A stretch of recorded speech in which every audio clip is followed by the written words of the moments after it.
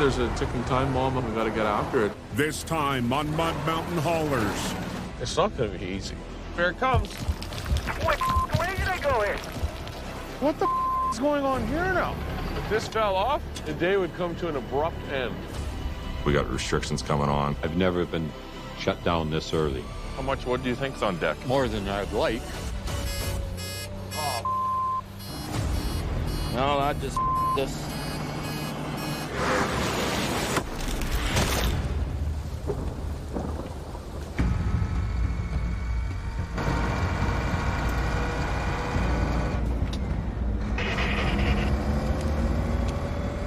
Zero up to Adams wide load. In British Columbia's Shuswap Highlands. Loaded 2 down, Adam. LeBeau Brothers Logging is on the move. One up to Adams wide load.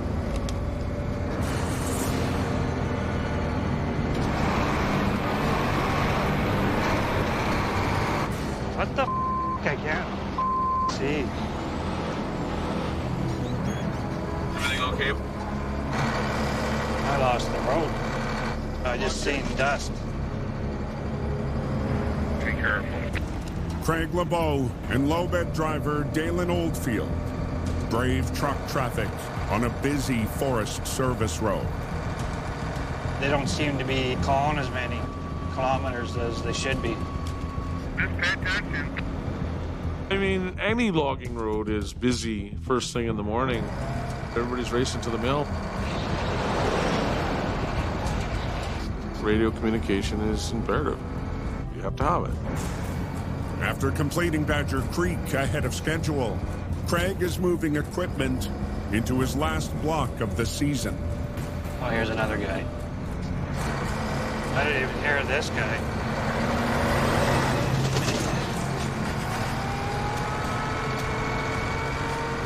We met him in a tight spot and he rubbed up on the track of the machine. Could have been worse, but thankfully no one got hurt. I mean, anytime you're on the move, you have to have your wits about you. Calm, cool, and collected, right?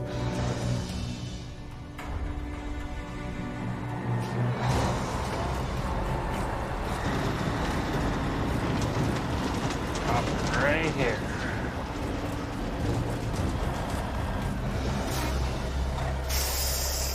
Later. Dalen unloads the buncher, while Craig heads off to survey the new block, Saddle Ridge. Saddle Ridge is right across the valley from the Gullen block, basically. As the crow flies, it's like 6 miles. Saddle Ridge towers 1,300 meters above the valley floor. The block has an average slope of 85 degrees. The challenging part of this block is it's super steep, it's rocky, it's not going to be easy. Spring has happened so fast. It's just transitioning progressively every day into the breakup. Coming into breakup, you want to get as much wood to the mill as you can. But Saddle Ridge is even more remote than Gullen. It's 10 to 14 hours to the mills from back here. So the crew will stay in camp once again. This project works really well for us too, because our camp is just 20 kilometers from it. So right from where we started the season, we're going to end the season. Craig is on his way to meet Sandy at the Gullen camp. The road into camp is, at this point, our worst enemy. All the water from the main road's coming down into our camp roads. It's clay, there's not a lot of gravel.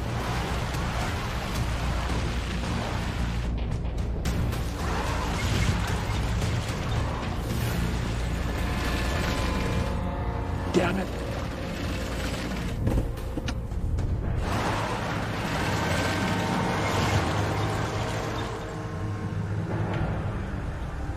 That's not good. The rain and the mud just deteriorates the road. Oh. Oh my God!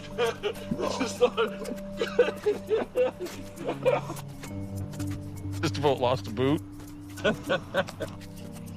The muddy camp road poses more problems than just a stuck truck.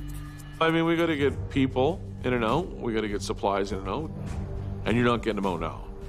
Without access to camp, the crew can't start logging. Oh, it's imperative we have a road into camp.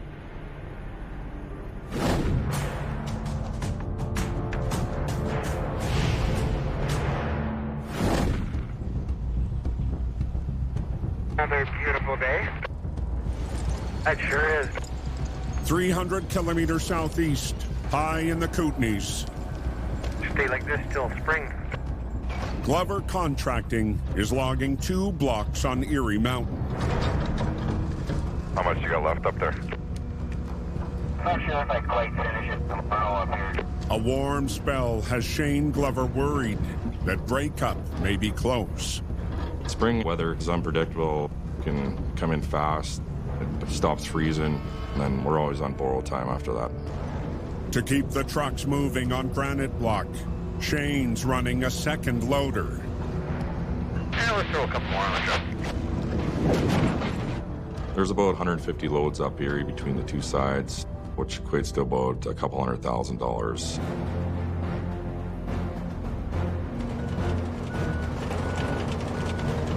Over the cliff we go. Over on Eastern Block, Most people would think I'm crazy. Shane's brother Chad runs the steep slope crew.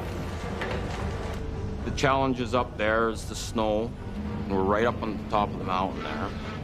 Steepness. I'm pushing probably 80% in some of those spots. There, Levon? Hello.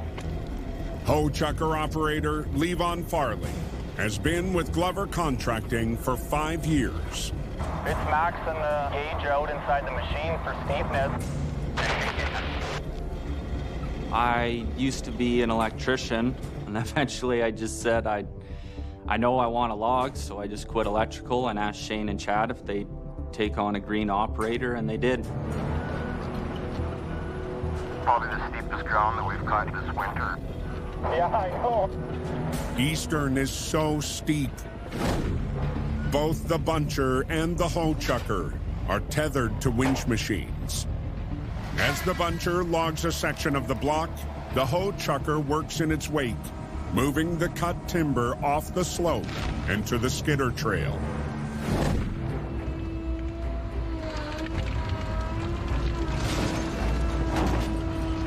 That one gully there's got water. Right off the set off like I did there. Eastern, it's pretty much strictly tether ground. It's comprised of 3 pretty good gullies that we got to work in there. Every day is quite the challenge.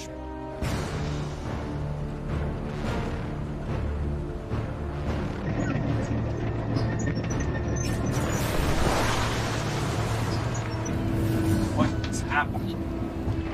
I had a weird pole trying to slide me into the gully that I didn't really like.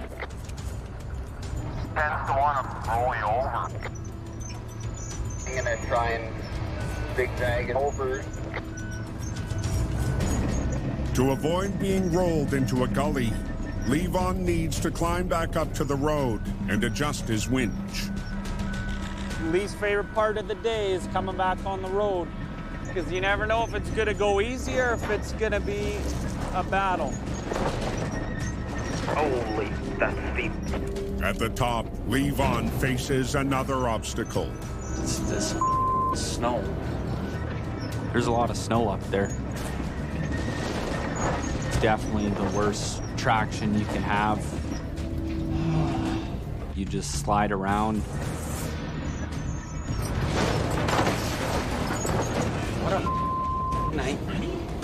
I'm just trying to use my grapple to sweep the snow out of the way.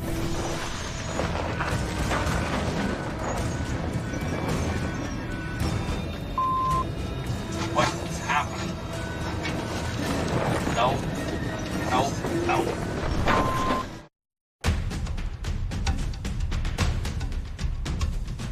I don't know if this was the best way to go about this. On Erie Mountain, Don't know if it's gonna let me up.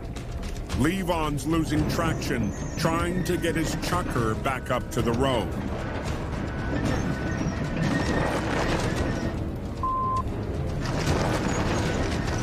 What is happening?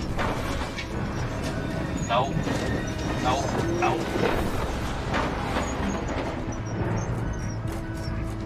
Everything's good up there? No, it's not gonna work. We're gonna have to go back. Well, I might just unhook and go over there. I can unhook right here, and I can work my way over to that other trail. I'll just do that. I thought my winch was gonna pull me right up and over and onto the road, but it didn't. It was just that wall of snow, so it's just easier to go around and up the skid trail. To get to the trail, What the is happening? Levon must unhook from the winch. But the metal sheath covering the tether chain is packed full of snow and won't release. I hate this sometimes. When I get frustrated like that, then I swear. I'm not proud of it, but it just comes out. Tethering sucks. I'll be honest, I'm a little hangry, I guess. I definitely didn't pack enough of my lunch today, and I'm starting to feel it. Liberated from the cables, Levon walks the chucker up the skidder trail. This upper part was getting too easy. I needed some excitement. There you go.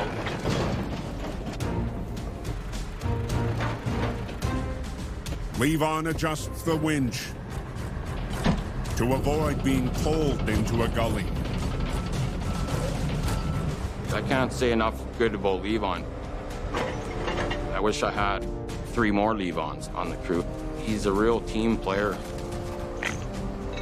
But very passionate about logging. My grandpa was a logger. My dad's a logger. I just knew that the bush is where I wanted to work. We'll see you on the other side.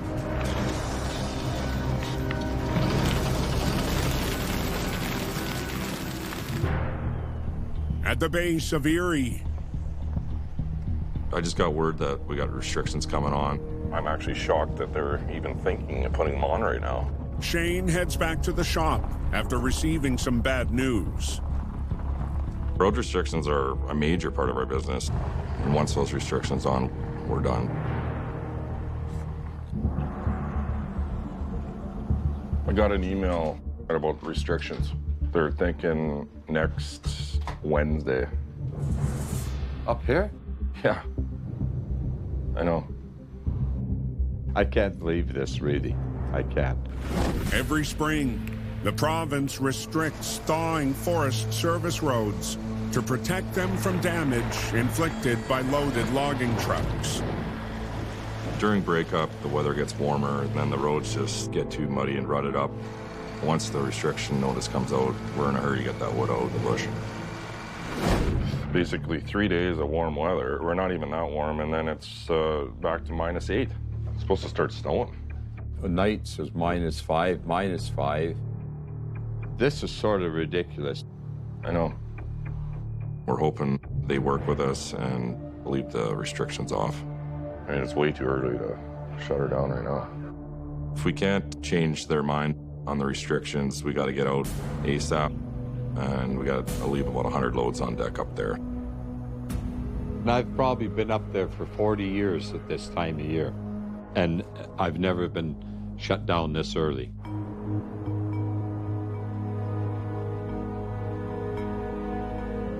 Yeah, we should do something here, eh? Like, we should drain the water. Back at Saddle Ridge, Yeah, if you can just maybe push that water out into the other one, then drain it over down in there. Yeah. That'd be a good start anyways. Craig's crew arrives for their first day at camp, but logging isn't on the agenda. Dig down as deep as you can. And utilize all the gravel. And utilize the gravel. Go deep. Craig puts them to work repairing the 400-meter stretch of road into camp. The road into camp, it was never really a road. It was a skid trail built 50 years ago. We need this road for camp. Like, we got a fuel delivery coming tomorrow, I think. So that's a big priority, too, is getting fuel into camp. Number one, we're gonna scrape the road down a little bit and try to get some of that real wet clay and whatnot off the top. We gotta get all this muck off the road. See what level we're sitting at here? Basically gonna put probably a 4-foot lift on this road. After the muck is cleared, they'll add 4 feet of gravel to the top of the road. Get the rock truck in the hole in there, and we found a gravel pit. We'll grab the gravel out of that, and we'll start working our way in. Right on. Come on, baby.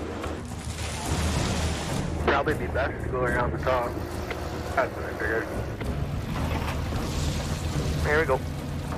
You ready? Give her a go. That's good now.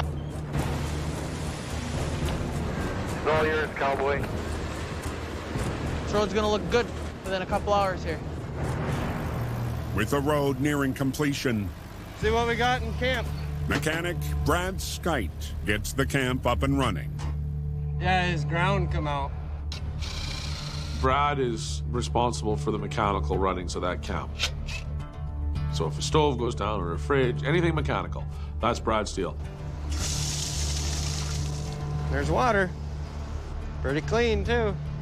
Who's the Swiss Army knife now? With camp accessible and operational, the crew can finally start logging in the morning. Spring's coming every year, not changing it. You push as hard as you can until you get sent home or you send yourself home.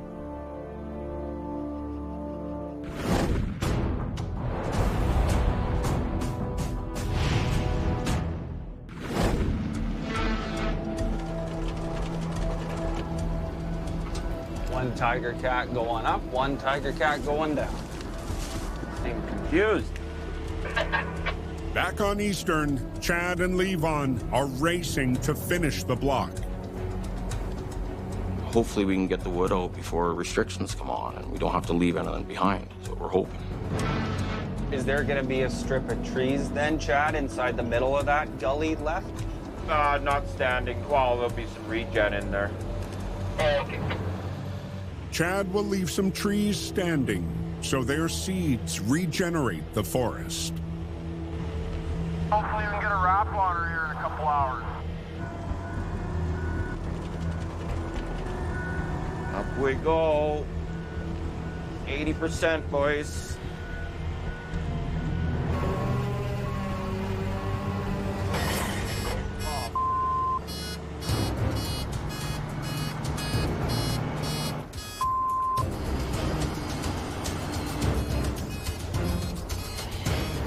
No, that just.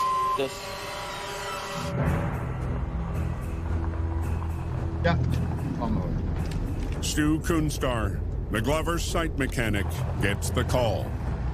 I feel pressure every time I work because there's always a need for the machine I'm working on. And the problem is this is our winch machine and we can't cut wood right now.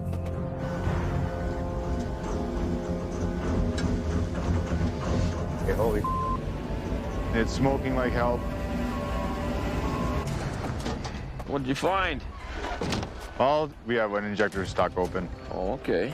We're gonna have to change them all. I hate to say it, but we're shut down. Jeez. We're on borrowed time here. We really need that thing.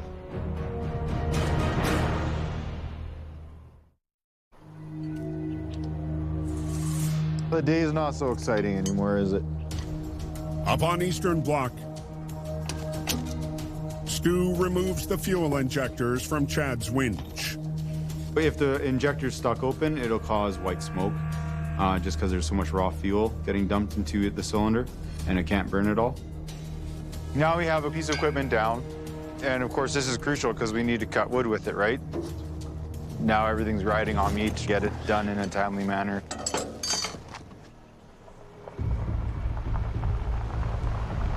starting up Erie. At the base of the mountain, Shane makes his way to the block. Just gonna bring these parts for the winch to Stu, get Chad back rolling. Kind of under the gun here, especially if they do slap restrictions on next Wednesday.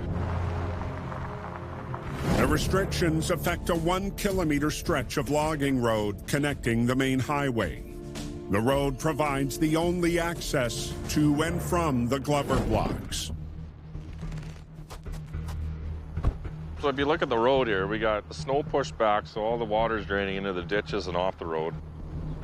This road isn't going anywhere. It's hard as a rock.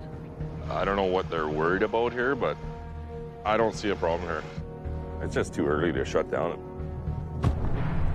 If I can't change the ministry's mind on restrictions, we got to get the machines out within 4 days. What are you making out?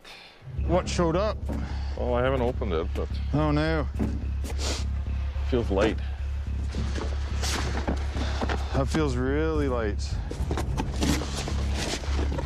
So we have the position sensor, O-rings, 1 injector.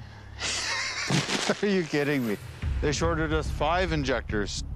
So you ordered 6? Yeah, I have the text to prove it, too. How do you screw that up? Like, how do you do it? Oh, man.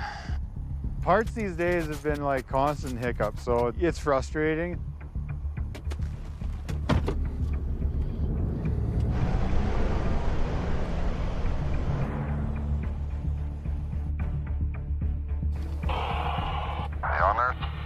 Shane calls Glover shop manager Linda Holder.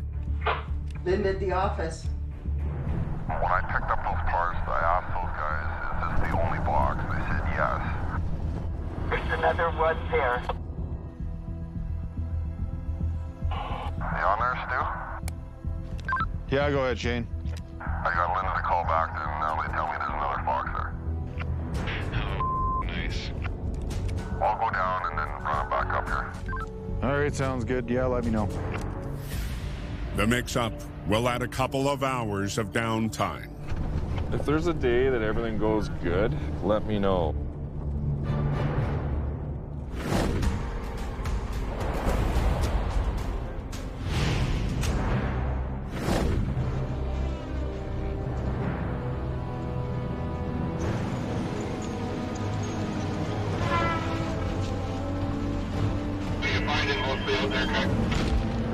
Trees.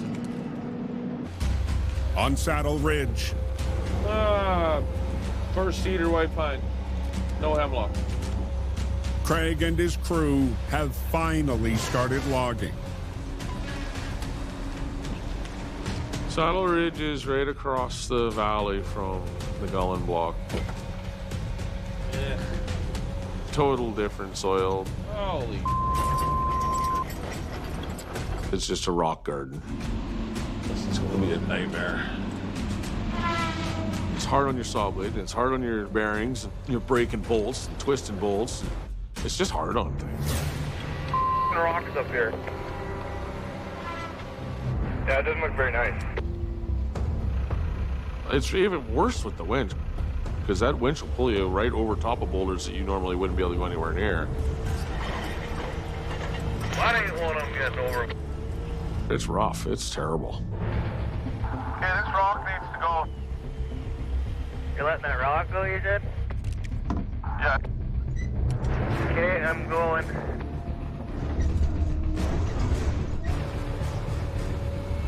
Here it comes. Okay. It's coming down there. Coming down there. Which way did I go here?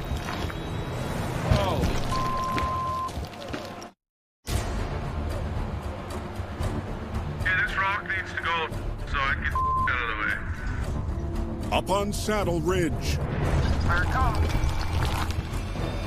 a dislodged boulder barrels down the hill. Which way did I go here?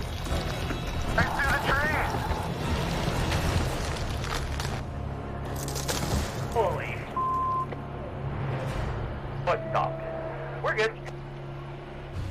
just said, Tugger, rock. He knows the protocol.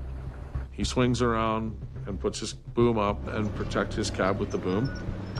The rock hits the boom and wrecks the boom. I don't care. I'm not gonna get in that cab at my nephew. That's not happening. Is that one poking straight out on the line there? That's the one. Halfway down, hung up on like a 10-inch little cedar tree. It pushed it right over and stuck on the root of it. Okay, well hopefully it's a good rock and it stays there. Oh, would you look at here? Here's the rock. You risk assess it and make sure it's not gonna come off there, and it can't really. Just not going to.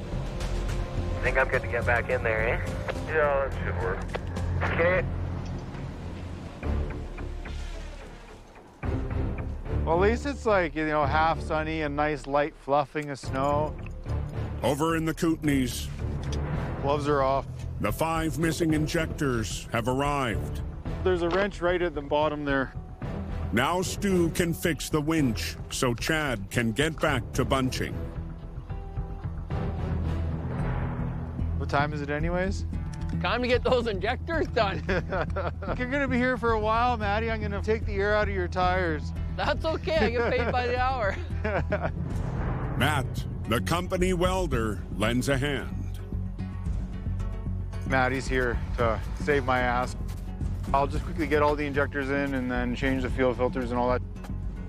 It will still be a couple of hours before Chad's winch is operational.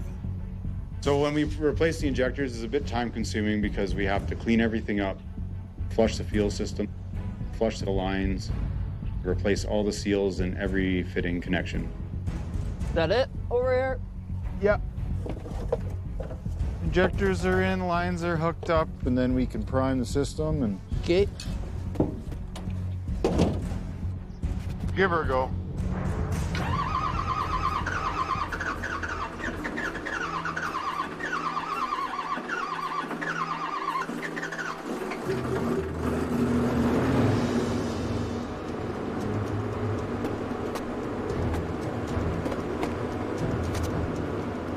Well, that's a lot cleaner.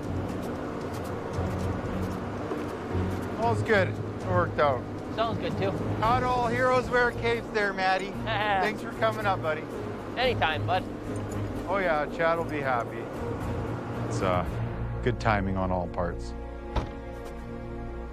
Hey, your winch machine's all ready to come grab. Okay, thanks, Stu. Come on, Remy. Stuart's awesome. If something needs to be jimmy rigged or fixed, like, he gets us through the day. Fingers crossed, we'll keep on tethering. Chad and Levon will push to finish the block before road restrictions shut them down. Oh, okay. Here we are, back at her.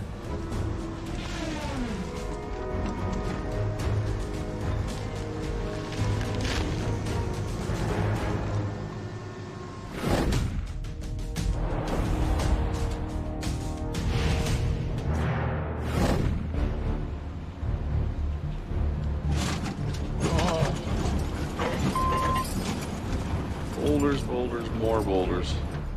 On Saddle Ridge, Craig's still fighting boulders in his buncher. It's rough. It's banging and crashing and throwing yourself around. Oh, it's terrible. It's disgusting. I hate it.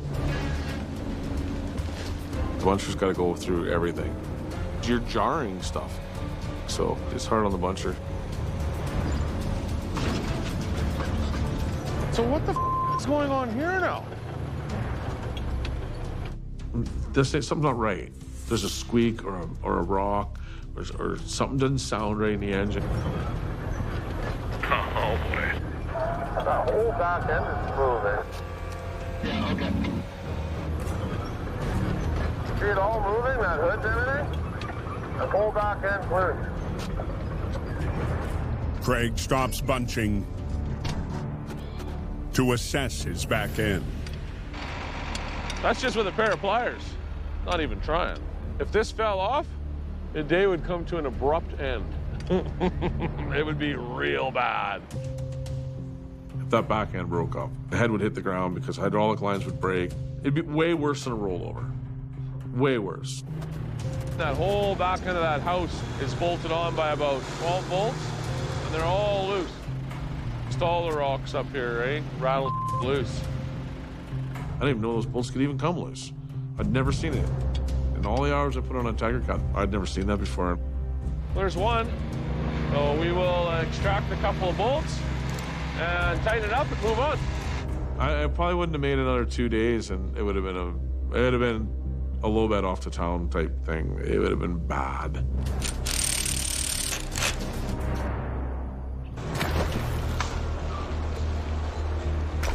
Down below.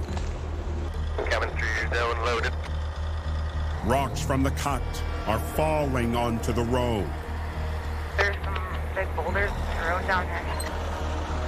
There's rocks on the road that need to be moved. Yeah. 100 rocks on the road. Oh, not good. Now one section of the road is blocked. Well, it's big boulders, you know, 5 times the size of a wheelbarrow. If the road isn't cleared, the haulers won't make it to the mill. Trucks can't get by. Everything comes to a standstill. Like, it all has to be moving. Oh, boy.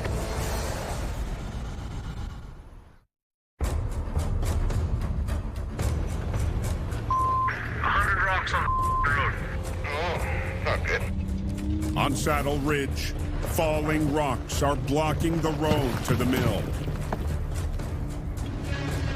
Tugger? Yeah. Run that down the road and clean up mess. Okay. If the trucks can't get by, everything comes to a standstill in a hurry. We all have to work together. Yeah, this should work awesome.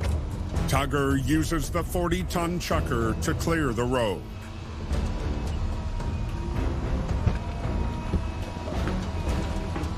That was a big rock.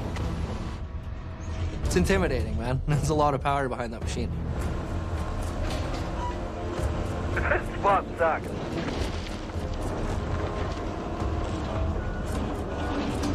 Saddle Ridge is a real pain in the ass for a block. There's so many unexpected things out there. Like, the rocks are brutal. It's so steep, cracks and crevices everywhere. It's terrible. Craig will park a spare chucker nearby so they can clear the road whenever necessary.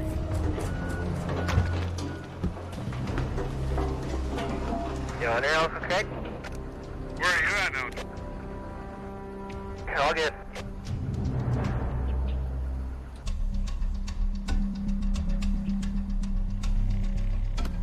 Over on the South Landing. There you go. Supposed to be 18-1 or 18-1 right on the money. Processor operator Derek spot checks his cuts. You always got to measure like 2-3 times a day religiously. The proper way to make sure if it says 18-1 on the screen and says 18-1 out here is you got to calibrate it. Yes, that's the same Windows XP that runs in like your home computer. Then it'll tell you all your presets, ready to go.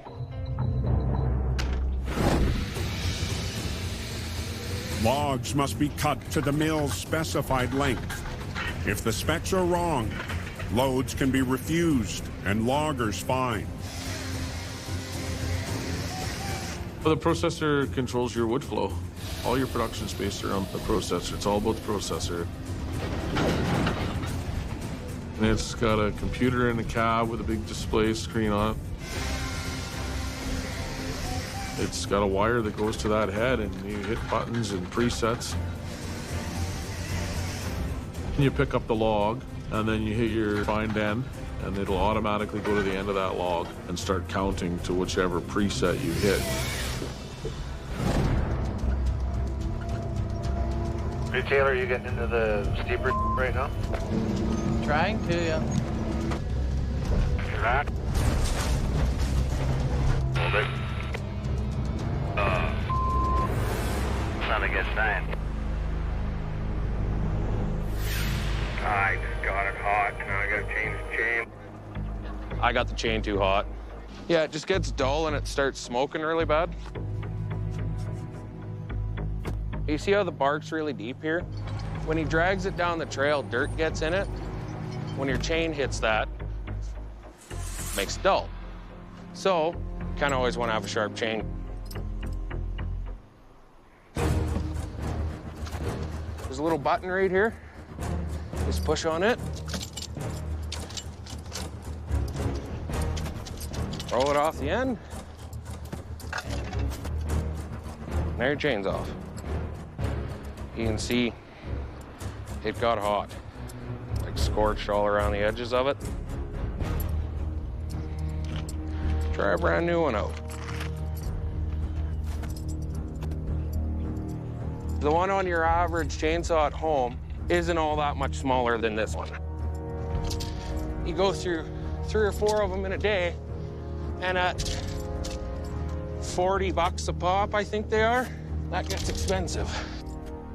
Okay. With the new chain installed, I gotta fire it back up. Derek gets back to work. Let's go. That processor is in swinging wood and putting a quality log out through onto the trucks, and we're all going home. Yeah, it's key to the operation. It's the operation. Good with that. Yeah, yeah.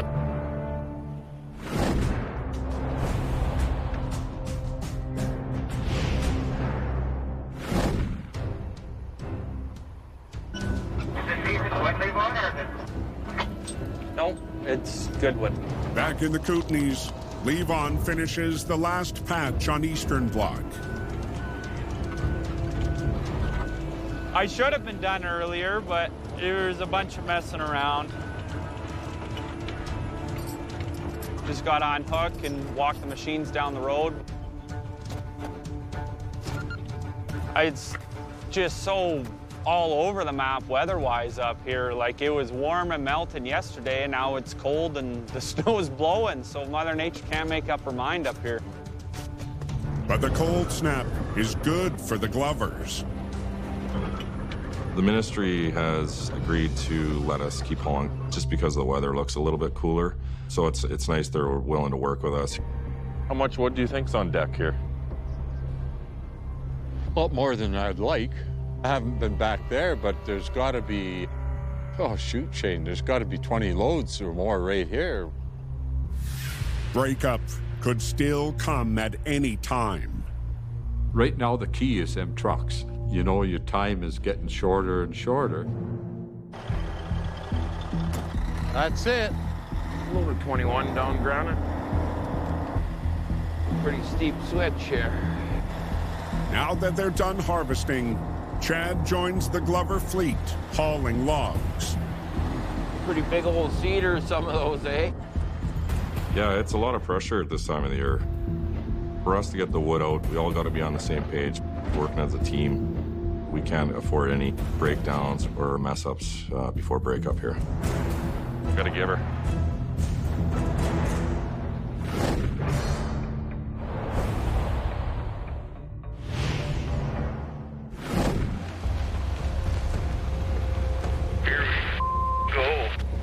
On Saddle Ridge, Craig and the crew are making good time despite the rocky ground.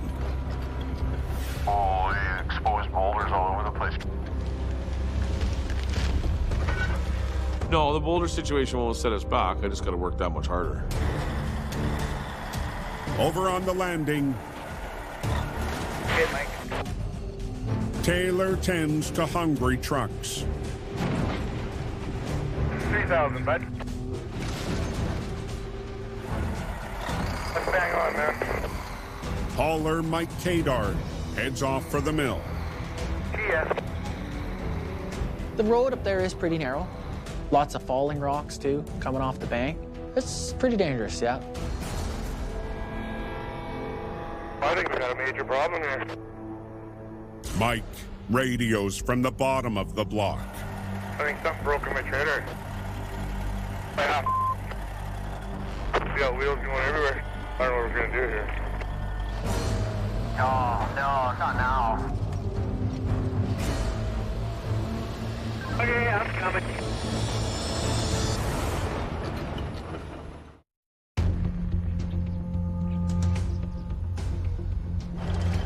I think something broke in my trailer. On Saddle Ridge, We got wheels going everywhere. Okay, I'm coming. Taylor heads down the road in the chucker to help hauler Mike Kadar. Yeah. Walking being split right in half. Never seen anything like that, Taylor. It's got to get unloaded right here. The walking beam broke on the one side, and then it shifted. Now it's broke the other side, too.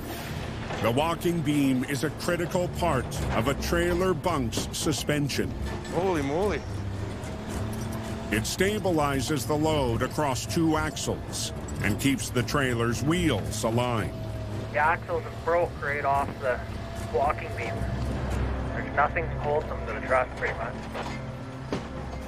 Happened, man. It's logging. His axles decided to go different ways, causing the trailer to want to flip over. It was going to if he would have just kept going. It was pretty serious. Can absolutely not drive that truck down the road like that. No other choice but to unload the load and get my trailer loaded, hopefully, and go to the shop.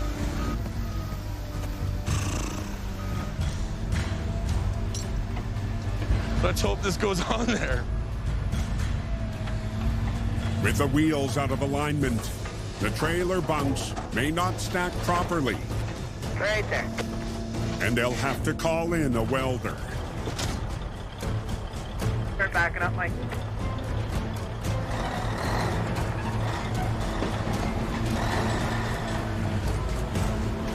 Stop, stop, stop.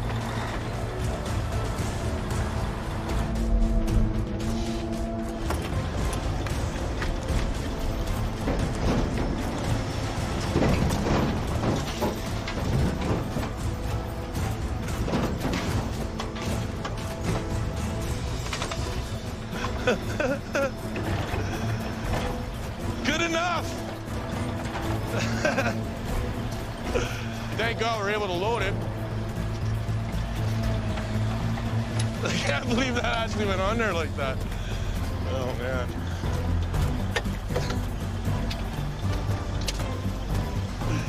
Nice work, bro. That went right on there. Cool. Not touching on the other side? No, it's perfect. It's right in there. I think I'll be all right if I just go easy. The other side's right in, so. Oh, perfect. Okay, I'm out of here. As Mike heads off to the LeBeau shop, another truck arrives to take his load to the mill. We turned that situation around real quick. That load was destined to go to town. There was no leaving it behind. One more thing. There you go. Where are you at now, Taylor? Coming back? Taylor joins the crew back on the landing.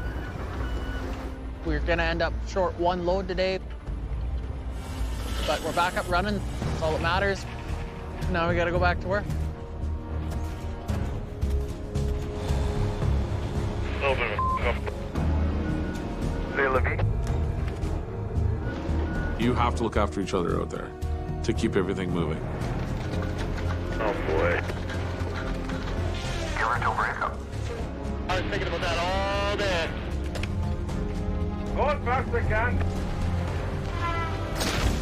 I mean, it's getting close to breakup, so don't let your guard down now. Mother Nature holds off, and you know when she's holding off like that, it's about to explode. So yeah, knowing that, there's a ticking time bomb out there, and we got to get after it, so here we go. We've got our work cut out here, Foreman. Next time on Mud Mountain Haulers. We've done campsites before, but not to this level. The minute I'd seen that tree, I knew it wasn't going to be easy.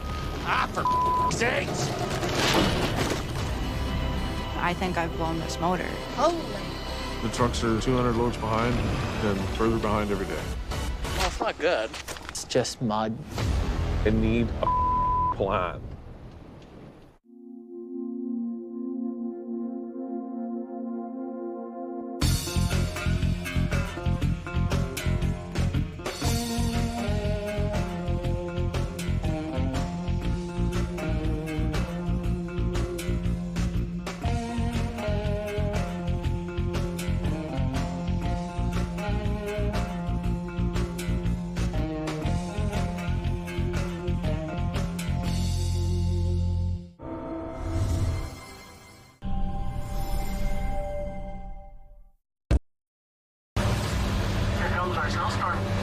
This time on Mud Mountain Haulers. We're 98% done gulling now. We have a problem. What is next? Here we go. This is gonna be challenging. One wrong move and tip yourself over. It slid there. This is a whole other animal. We lost comms here. That's the worst feeling in the world.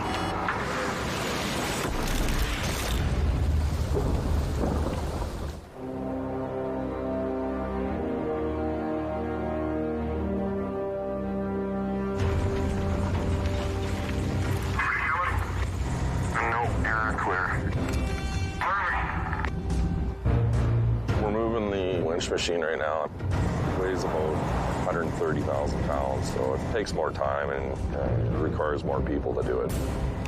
We're coming up to the bridge here. I need to stop and let nobody else on, please. Copy that, Kevin. I have to stop traffic because of the weight of that load. It gets the bridge bouncing pretty good, and we don't want anything happening while we're on that bridge.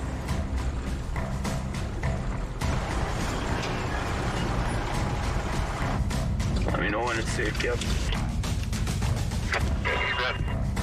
Another strand left. Roger.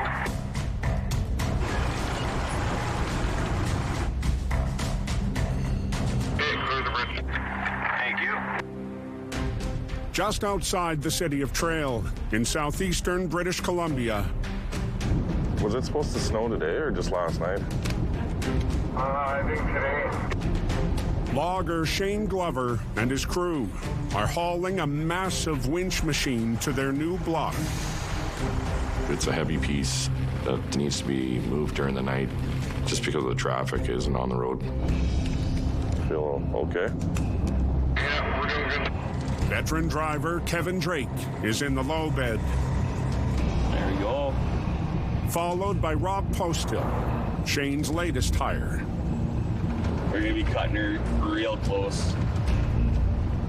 We have our permits set that we're off the road before the bulk of civilian traffic hits the road.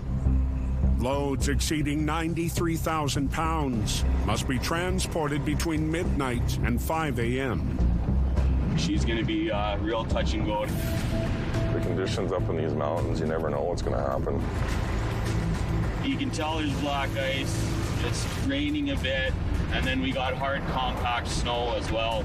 So it's just a recipe for a disaster. A lot of trucks get stuck on this hill coming up here. You're all set to go, eh? You got all the chains on? Let's go. It's super slick out.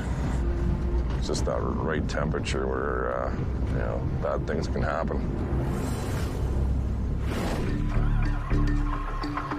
It's been a tough month for Glover Contracting. Come on, baby.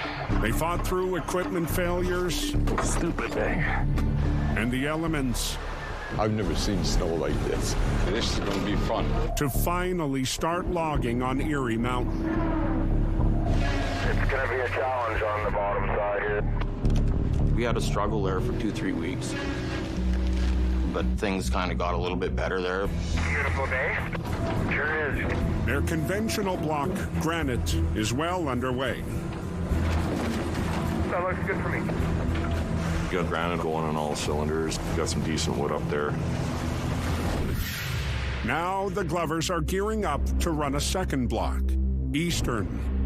With an altitude of 1,400 meters and a 75-degree slope, Eastern is treacherous terrain. It's one of the steeper blocks we've ever done. Without that winch, we can't do it.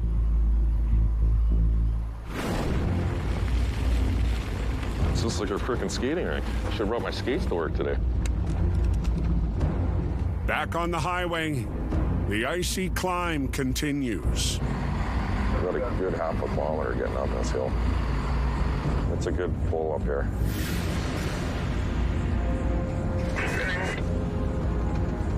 We're in trouble. He's bouncing.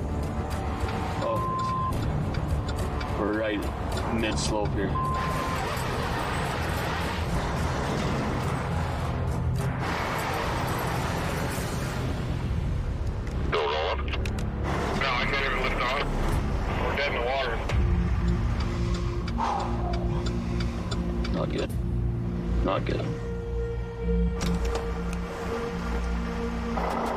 We can't sit here.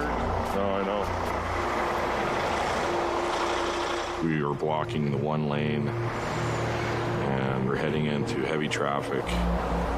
This sucks. It's not a good thing.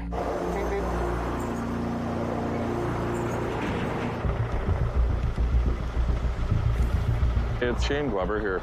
We're gonna need a heavy tow truck on the Montrose Hill here. I got a little bit stuck. We gotta get off here as soon as we can. Whoever's gonna help us could be tied up helping someone else, so we could be dead in the water here for a while. If the permit runs out and we're not at our final destination, there's fines and a big can of worms that'll get opened. Okay, bye. Okay, well, they're gonna look for a tow truck to send out here because, you know, we'll need some power to get up this hill. The joys of winter.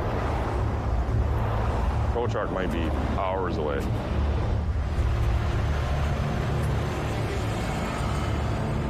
It's busy now.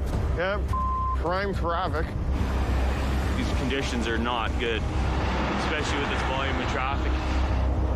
Pretty dicey. Every minute we wait here on the side of the road, traffic gets busier and it gets more dangerous. Yeah, look at this.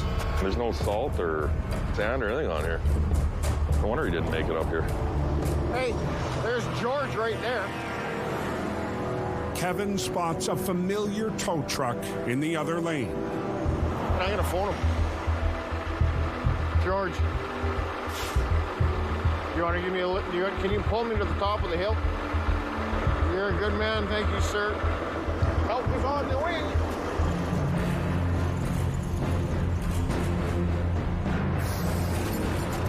Welcome to the show, buddy. Let's go for it.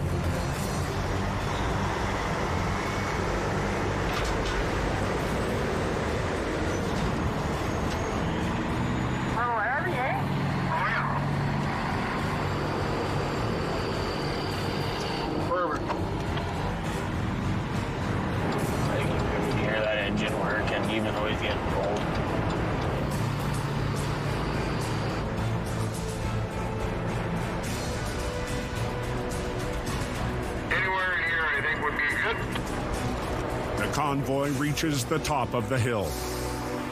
Not what we planned on, that's for sure. But yeah, we made it to the top, so we're rolling again. That's good. George, you're my hero. Oh, thank God the tow truck showed up at the right time there, because the positive is we'll start cutting today. A little later than we thought we would be, but we made her. Success! The winch arrives at the base of Erie without a moment to spare. Rob will walk her up and we'll start cutting. Rob sets off on the final leg of the journey, a 2-hour trek up to Eastern Block. Get to walk my winch up to where my buncher's at. I really need to get wood on the ground.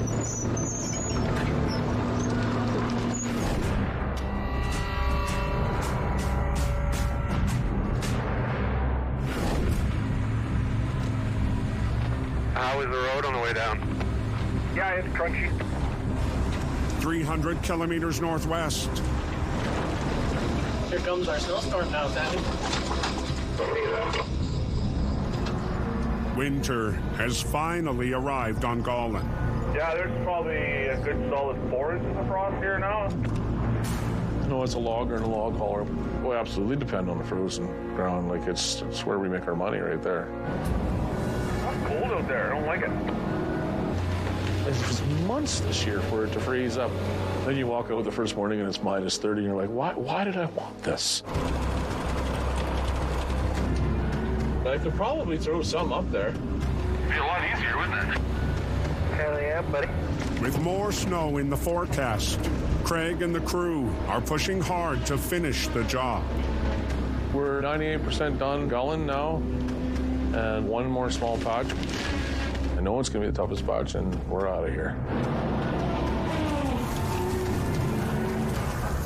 Well, that's how this is going to go, so get used to that. Holy. Heavy snowfall can be a good thing, and it can be a terrible thing. It just all depends. I mean, when it comes to the bunching part of it, if it's heavy wet snow, it's just rude. Every time you touch a tree, poof, down comes the snow. Greasy! Sticks to your window, and then the little needles and bark stick to that. Then you put a couple of cables in front of you. You don't see nothing. You on here now, Craig? Kidding me. Cut my chain.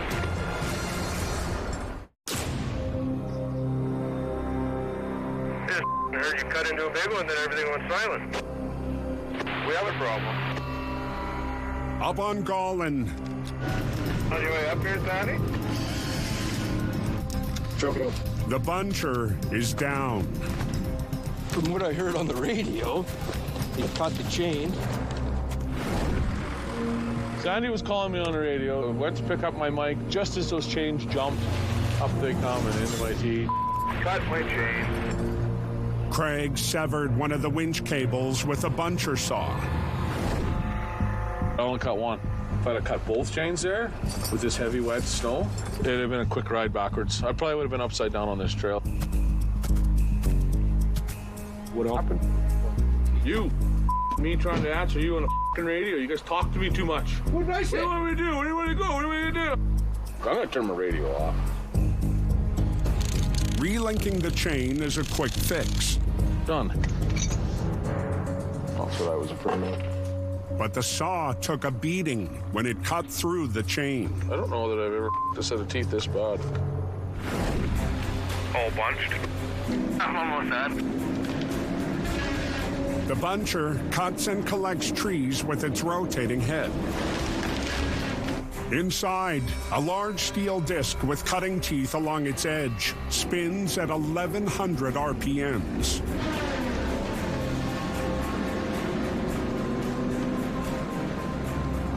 Here comes another one.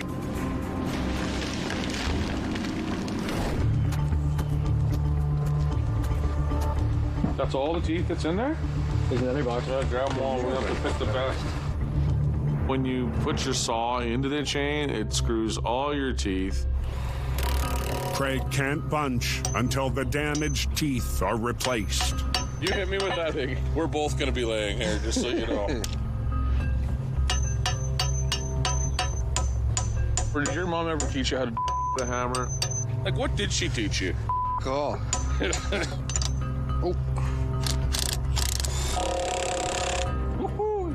I think we'll be able to get this going. Mama didn't raise no quitter. We're gonna get this done. See you later. Let's try this again. Every single delay costs you money. I mean, the sooner we get out of Gallen, the better off we are.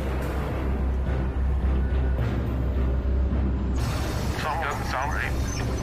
I'd be a monkey's uncle, but I think we missed a tooth or two here. Jumping him. Remember I asked Sandy what his mama taught him? And he said nothing? Well, he went wrong. He can't count. He missed one. Every day you just go, what is next? Like, what can possibly go wrong?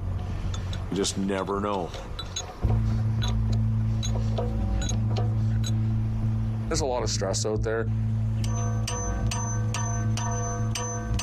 You know, it definitely takes a toll on me. I've had some health issues in the past, and last week, the doctor took some blood tests and then immediately gets back to me and books me an appointment. And I was like, oh, here we go. Like, this isn't gonna be good. You got the kids, you got the granddaughter, and you got all those people that are kind of not looking up to you, but they're looking across at you, and you're thinking, oh boy, you know, am I in trouble here? Craig's doctor's appointment is in 2 days, but until then, the only remedy is finishing Colin. We just love first day with new team. Oh yeah, no better feeling.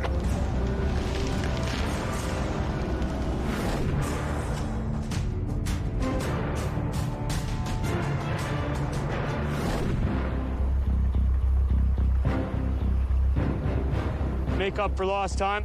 Hopefully we get this thing going here and I get some trees down. High in the Kootenay Mountains. Holy, what a start to the day. But we made her. Rob reaches the buncher. Time to get cutting. After walking the winch machine into Eastern Block. Rob's a good guy. You know, not a lot of people want to bunch, never mind run a tether buncher.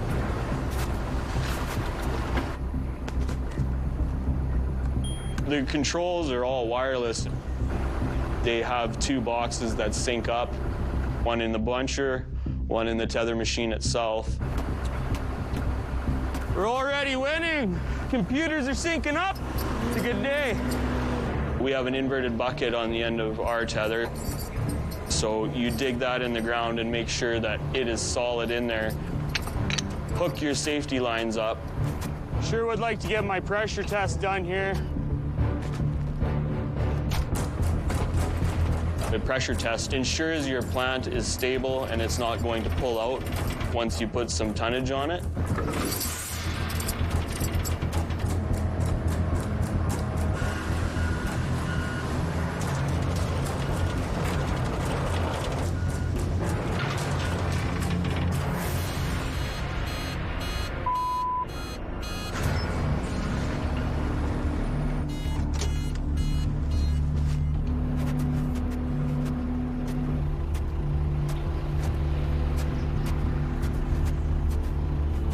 This shifted over that much.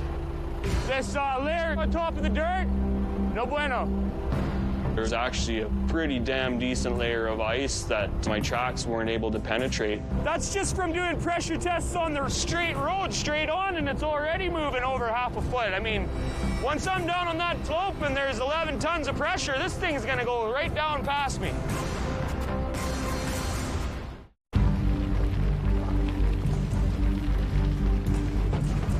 And some troubles.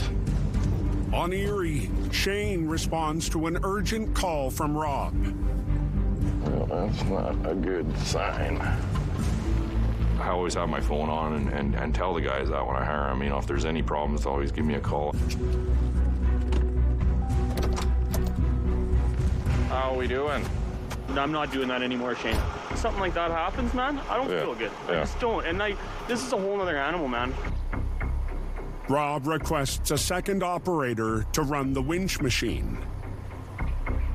I feel bad, it's just spur of the moment, but it's my first winter doing this. I did fine when it was good, solid, dry ground. I'm gonna go down and make some calls and try to get somebody, but I don't have anybody right now. So. Okay. With someone in the tether machine, you know, that takes that little bit out of the back of your mind, knowing he's gonna let me know if something goes wrong. I don't want to throw anybody into a position where they're uncomfortable, but at the same time, we need to get going. We had a couple struggles there with breakdowns and stuff, and you know, I wanted to get going right away. It just delays us another day if we got to look for another guy to run the winch. In Rob's defense, he's got a valid concern, so we'll go down and see if I can find somebody.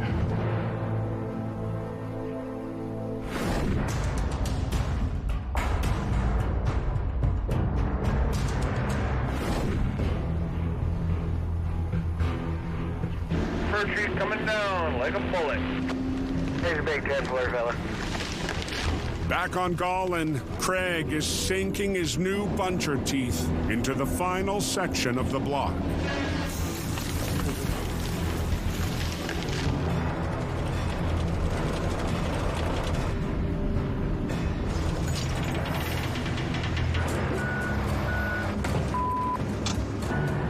That cable will not hold.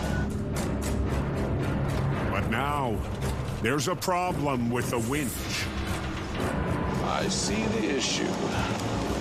And what would that be missing? They're not pulling at the same tension. That's handy, eh? One winch was going slow, And in my head, I was like, this is a communication error. Darren didn't with the computer on there, did he? Once he thought he was going to fix something? He said losing connection. I'm not sure what the computer said.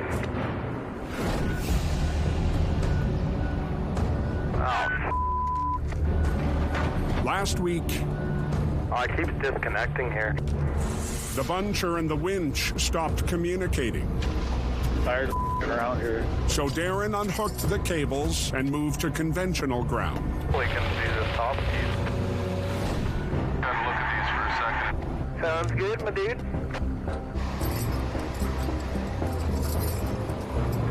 That top winch just does not want to work. So the one pulls and the other one just goes limp, and then the machine says, they got to pull at the same tension. Done this once or twice, but it usually corrects it, so. If we still can't figure it out, then I have to call a mechanic. See if you can get a hold of anybody on the road channel. Okay. Repairing the winch system is a specialty job that can't be done in-house. Super frustrating when you don't have the knowledge to fix something or you don't even have a good idea. So yeah, it sets us back another day. It's frustrating.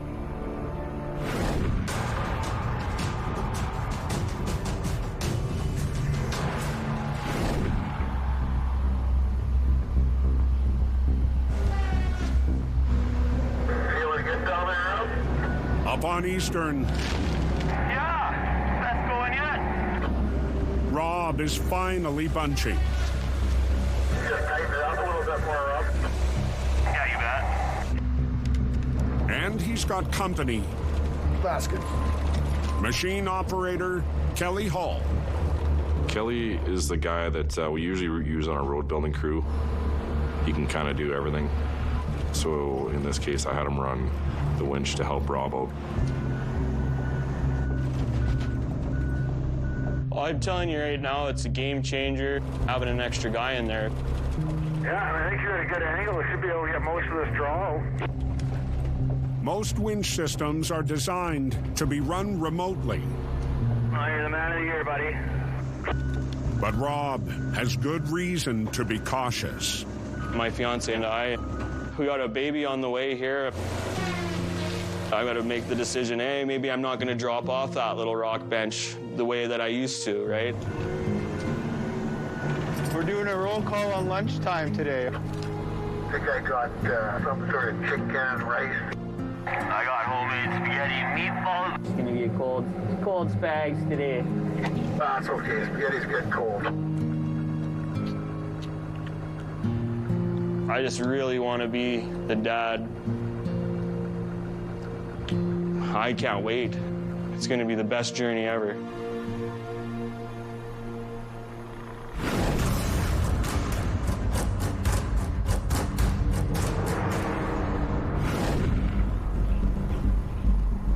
Just frustrating as all. On Gollin, Craig is down with a broken winch. LeBeau, you picked me up?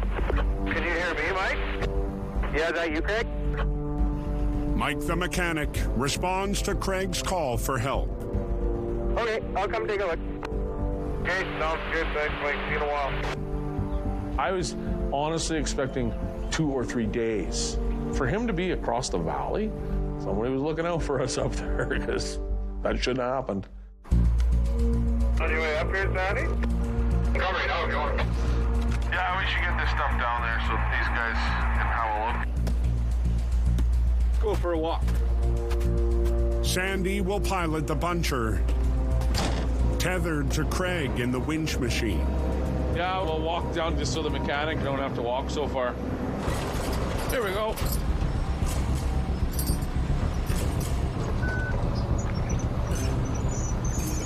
As fast as you get that thing going or what? Pretty slippery. Yeah. So Sandy, he had to get up to the top of the little hill and then pull it up there with the buncher. Okay, here we go.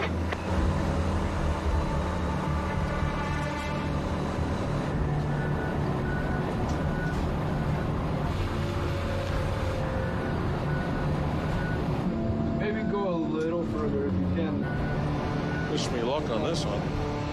I was in the buncher ahead of Craig. He was behind me, and we were coming down a steep part that was frozen.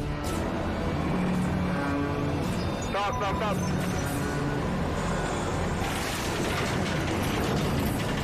You're kidding me.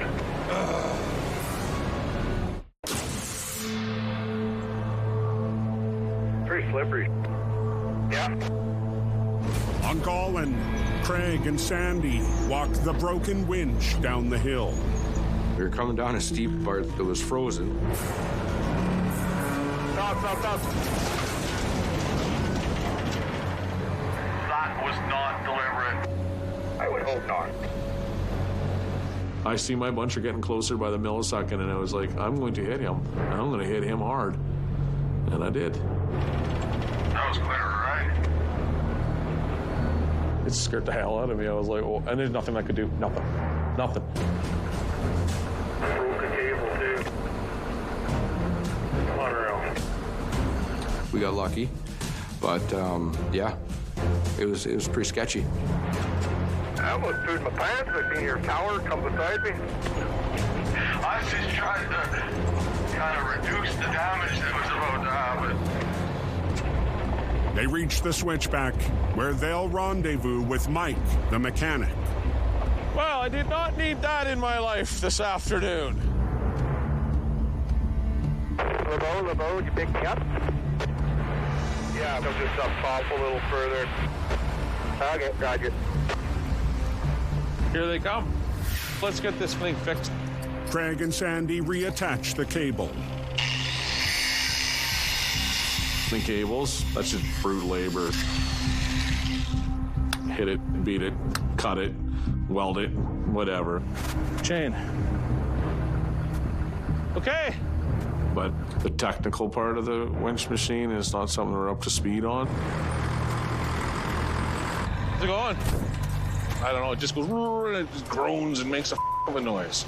Like I spooled it all the way out, and then you hit auto and zoom, it tightens up. The other one's just like, I'm just gonna jump up here. Mike has been servicing LeBeau Brothers equipment for over a decade. Thank God you guys were up here. No, that was good timing. Lucked out. But first things first, we need to put a load on the machine and actually have it in a working condition. All right. I'll show you what this thing does. Okay.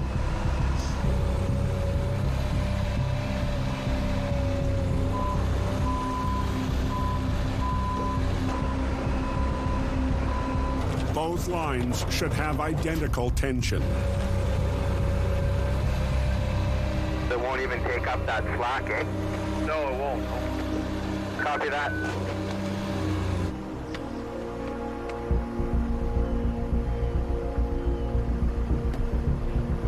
Yeah, I found the problem. We have a dead cartridge. So what I'm gonna do is pull this apart because there could be a piece of contamination stuck in it. I might be able to fix it. Cartridges regulate the pressure needed to winch the lines in and out. Cleaned and reinstalled, it's ready to test. Put her in auto. Hey. Go a little further.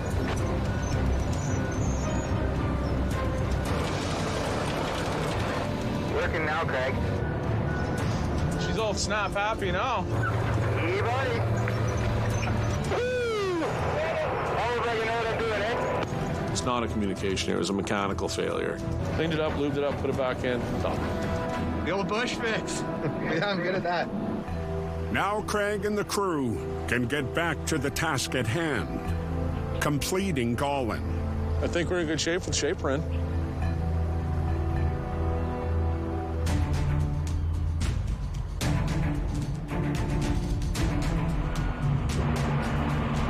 Yeah, you can keep walking with the line there.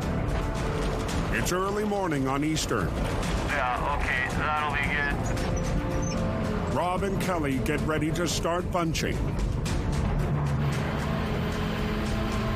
main thing with that plant, yeah, make sure we're in the road pretty good. We have a set amount of loads we have to put out in a day to make it worthwhile for Shane. We have to produce wood to keep working. put her in auto right now. Go for it.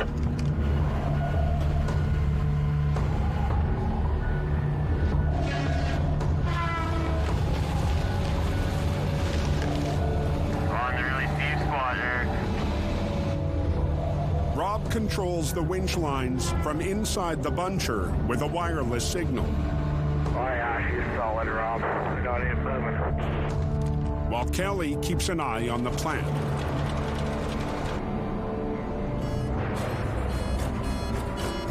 Your machine just deactivated there. You're offline? Yeah, no, we lost comms here.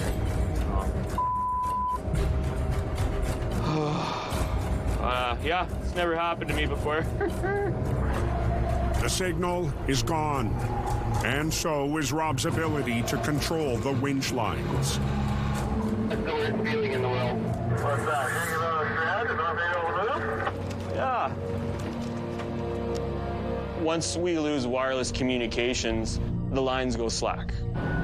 That's your lifeline keeping you planted to the side of that hill because it's extra steep. So when you lose communication with your lifeline, it's all bad news bears. I'm gonna try and get connection here. Okay, you let me know. Roger.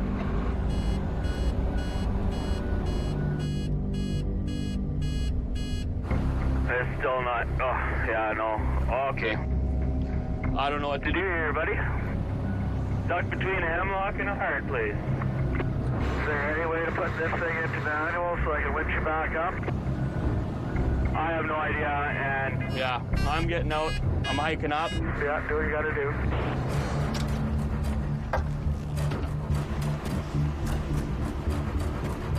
When you're reliant on the winch to keep you on the mountain and it's not communicating with you, it's really super unnerving, you know? Not going back down there.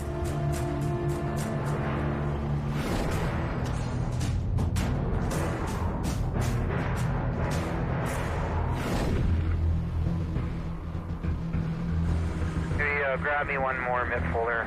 300 kilometers southeast. The race to finish Gawlin continues. We got all the trucks coming here, so we gotta keep this moving. Taylor Carmen has been loading since 2 a.m. The frickin' weather this year is just unbelievable. They are. Thanks, man. Now we're in snow that's like 10 feet deep. One extreme to the other. Careful, Shane. Hey, betcha. Old Man Winter has been wreaking havoc on Craig's exit strategy all week. Snowing down below? It's snowing everywhere, yeah? Well, I mean, it's time to get out of Gawlin. Freeze is good. When it gets frozen, that's fine. But when you start getting heavy snow, it's dangerous. It's slippery. Especially for the truck drivers.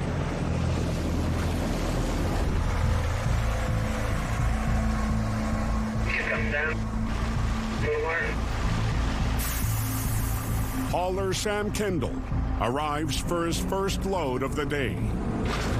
I mean, mud, we can kind of control a little bit. But the snow and the ice, it's like a roller coaster. Take a couple back there. But, I mean, that's the bonus of working in the dark. There's nothing scary if you can't see it, right? Yeah, that'll be good. Yeah, thanks, Taylor. Okay, thanks, Sammy.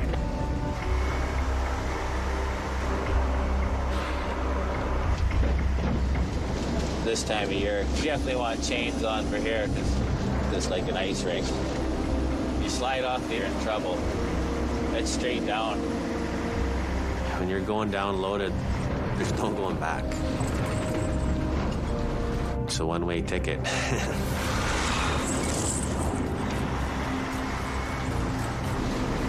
It's a lot about momentum, right? Sometimes you gotta speed up a little so you don't start sliding. The faster everybody goes around the corners, the easier you get, right? So the next guy comes along, he slides a little more.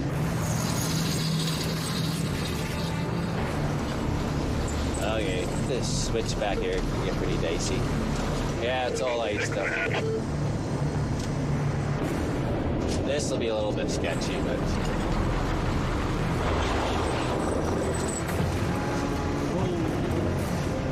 Oh yeah, we're sliding.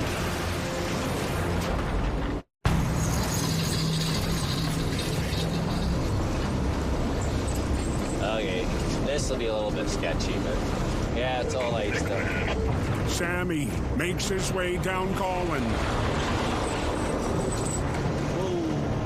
and loses control. Oh yeah, we're sliding.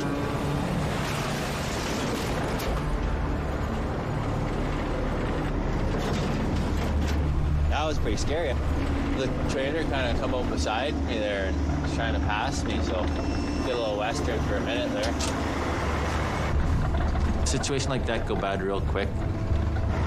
You could overreact, and the trailer could have went another 10 feet and went over the bank and pulled the truck over.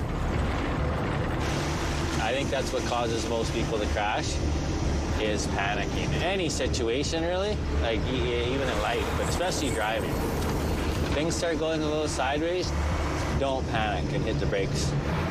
Stay calm, try and drive it out. Yeah, we can breathe again now. Live another day, haul another load.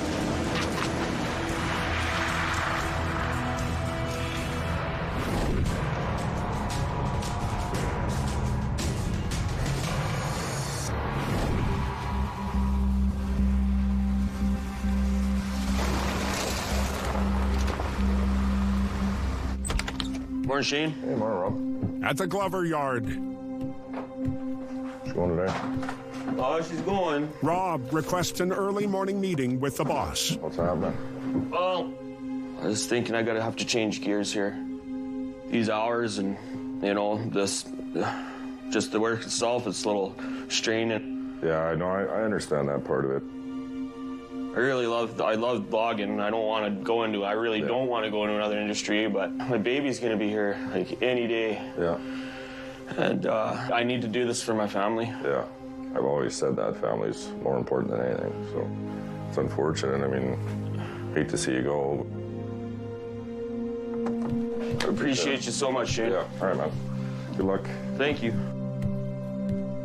I can see where Rob's coming from.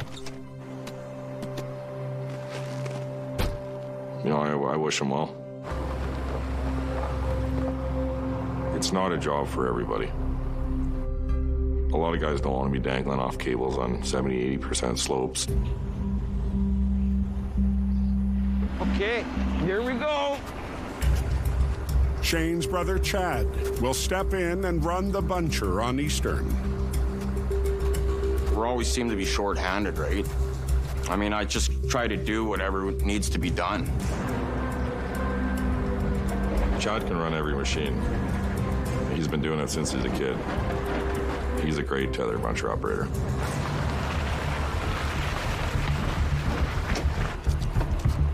You're just coming up here? Yeah, I got to rehook. I didn't realize all these gullies were that deep. These are going to be challenging. Yeah.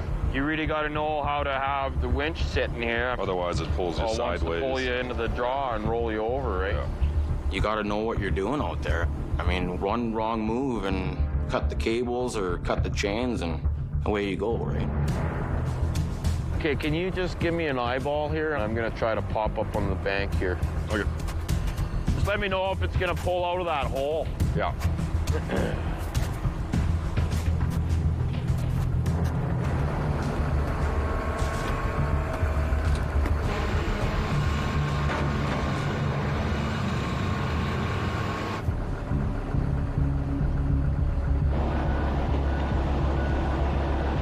Okay, we'll try coming up.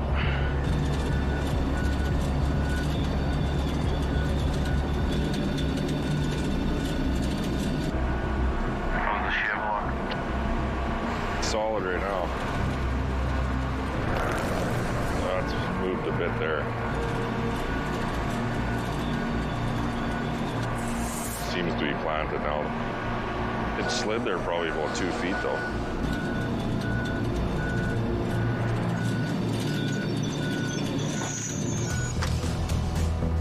It actually slid pretty good there. That's a tough pull. That's a pretty good pull coming up there. Yeah. It's definitely challenging ground. You don't want to throw a rookie into the seat. I'm not worried about Chad, though. He's a very experienced operator to get the job done safely. Okay. Okay, I'll see you in a little bit there.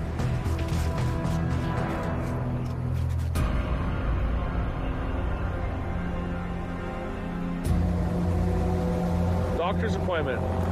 It's D-Day. Just outside of Kamloops, Craig takes a break from wrapping up Gollin. Well, my liver gives me grief. And he wants to see me again.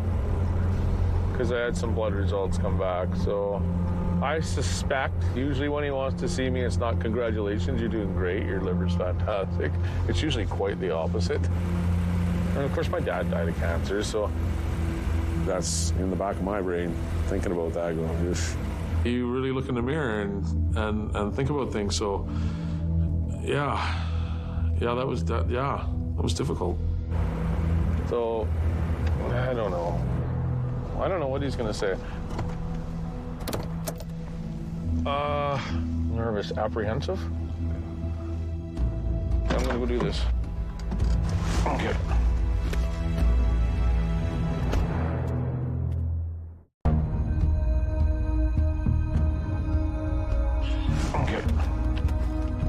Outside of Kamloops, Craig's results are in. I get to live another day. Blood work looks fantastic from the liver. He wants to check up on it again. And everything looks pretty good. He's pretty happy.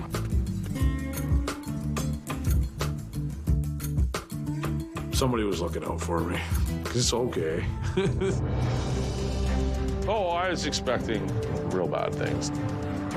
And then you couldn't wipe the grin off my face with a sledgehammer. It was like a new lease on life. Let's go have a beer, right? And eat some hot wings. No, didn't we learn anything from this? Here I go. After 2 months of fighting the elements and Gollin's treacherous ground, Craig joins his crew for the final push. I'm on to the last little patch. And I've got about 60 trees left.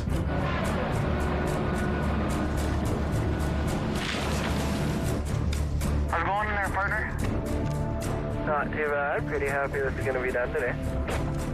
This season has been different from the past because we're so far away from everything. Like 2-3 hour drive to get anywhere. Pretty awesome to be home every night. I like your plan. We would not have got done what we got done in Gollin without that camp. That camp is the way to go. It paid for itself.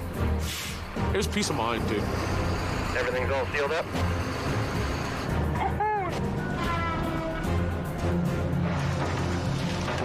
That's how you get done, boys and girls. Okay. We did this. That is a huge accomplishment. 5 years ago, you wouldn't have seen a conventional type logger do the Gollin block that we just pulled off successfully. Like, slam dunk. That was the most challenging block we've ever done, for sure. Lots of rehab you can be doing, so get productive. Once we're done logging a site, you put it back as best you can. So you put the subsoils back, and you put the topsoils back, and you put the duff layer on top to make sure the next generations have something behind for them. If you want a long career, you look after the forest, number one, and you look after yourself. Just all about sustainability. Ooh, look at this sun, Craig. Isn't it pretty? Off.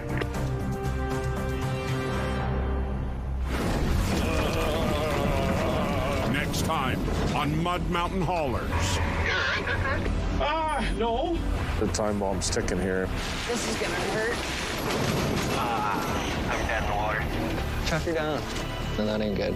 As soon as he starts spinning, we know we're screwed. Gonna get any worse today? Oh, jeez. Yeah, we got another problem. We piled up a truck. It's all right. So why start now?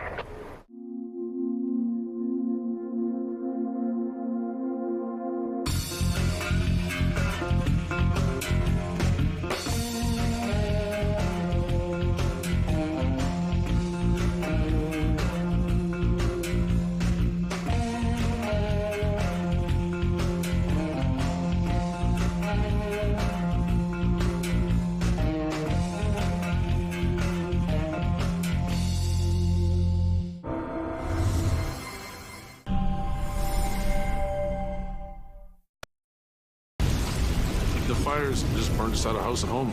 They were losing everything. This time on Mud Mountain Haulers. They just got straight ducks everywhere. Oh my goodness. You don't know mud until you deal with black mud from fire. Oh, come on. It's just a straight up and down wall. I gotta get this tree out of here. This is sketchy, man. What could possibly go wrong? Oh.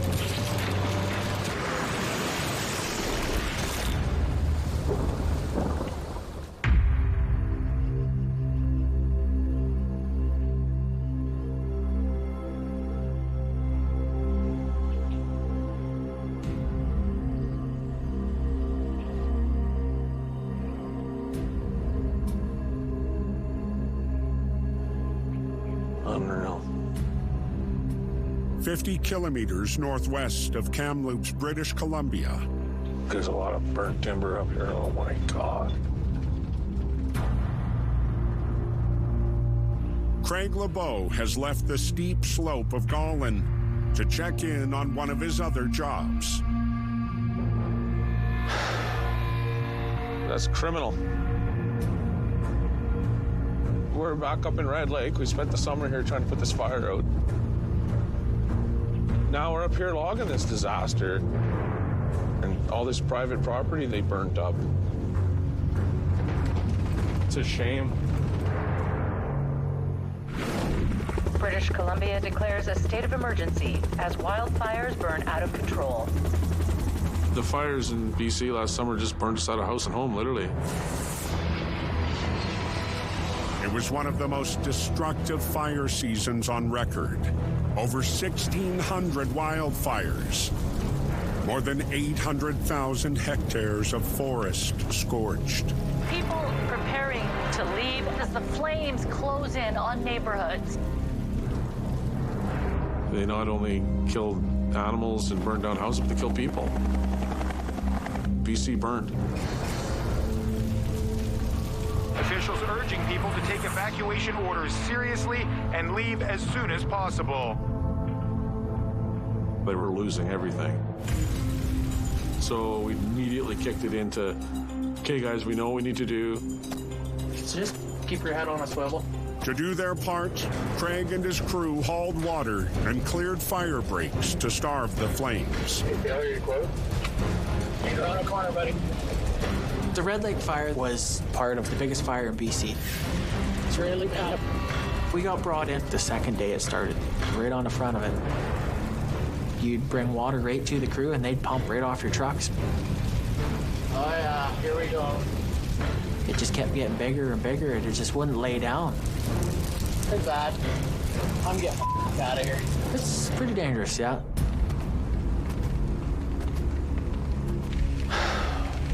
It's crazy what the fire will do. It swirls through like a tornado. While fighting the flames, one of Craig's bunchers was destroyed. This one still had another real good season in it. Unreal. It is my own backyard.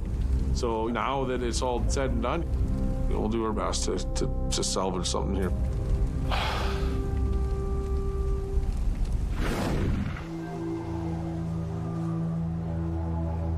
It takes 100 to 150 years to grow this, and yeah, it's burnt, but there's still good fiber in there. This is no problem. Just burnt the bark. Shave that off, there's a 12-inch log, right? Nothing wrong with that wood. But without the protective outer bark, the timber is vulnerable. It just keeps deteriorating, right? So ultimately, you want to get it in the first 6 months. This is very time sensitive. Craig's salvage crew has been working at Red Lake for 5 weeks.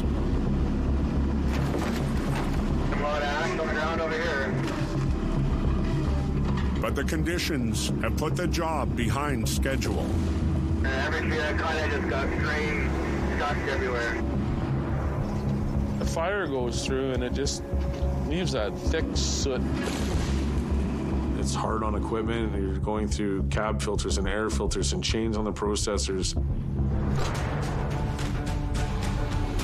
We'll see what we can get done here. To get more wood on the ground, Craig will spend the day running a second buncher. While on the other side of the massive block, Things still going good down there? Bush foreman Clint Waterston runs the processor. And Taylor Carmen loads the trucks.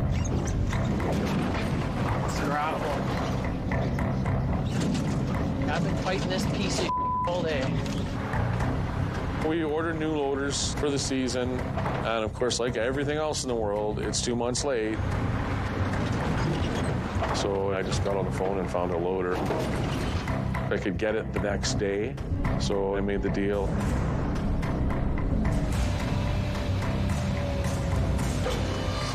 Oh, something's going on here. It's older, but I had no choice. It was what was available. Yeah, she's Spartan black. Come on. Craig has bought cheap piece of machinery. He's died. Just stalls and stalls and stalls. It's bad, man. Can you try and back up? I can't walk it. Literally one function at a time. With the charred wood degrading by the day, the crew can't afford delays. There's a ticking clock, otherwise it's just garbage. That's why it's a big ordeal that stuff has to stay running.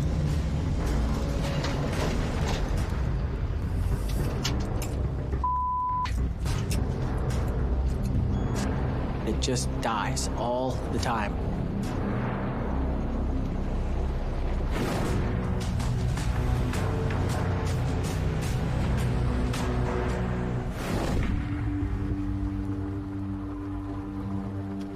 Morning, bud. 180 kilometers northeast.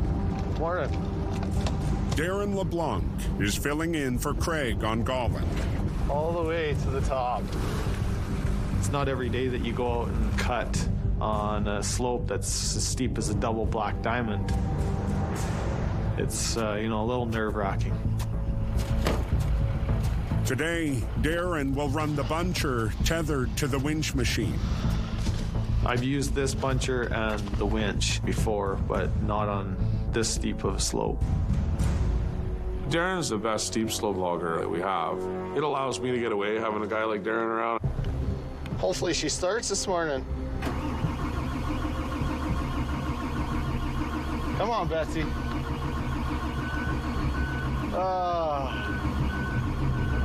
It's one of them days. Try this again. Oh, beauty. Now we gotta wait for the computer to fire up. Here she goes. All right. It's my birthday today too, so nothing like hopping on a machine and dangling off the cliff on your birthday. Hopefully I got good luck. Okay. We're going now. Okay. Down at the landing, foreman Sandy Marcoux runs the processor.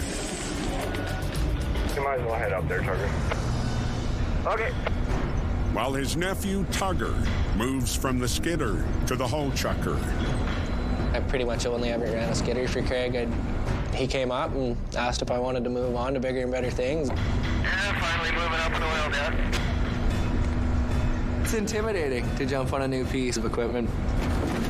Once you're in that seat and the pressure's on. This is f***ing awesome. The boss is counting on this skeleton crew to deliver. Craig wants us to get enough wood on the ground for the trucks once they get back from Red Lake.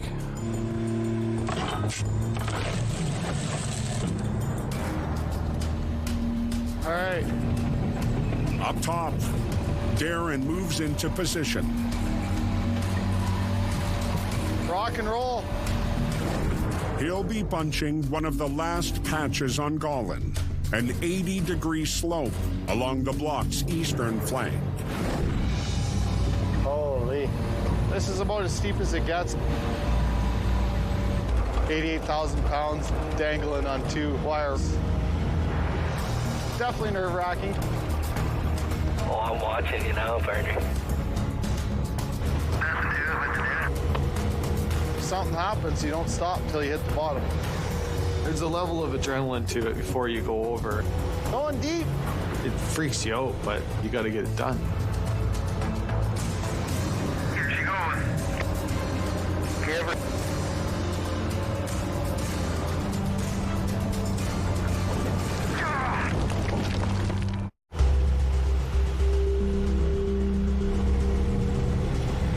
At the top of Gollin, Darren gets set for a wild ride. Give her.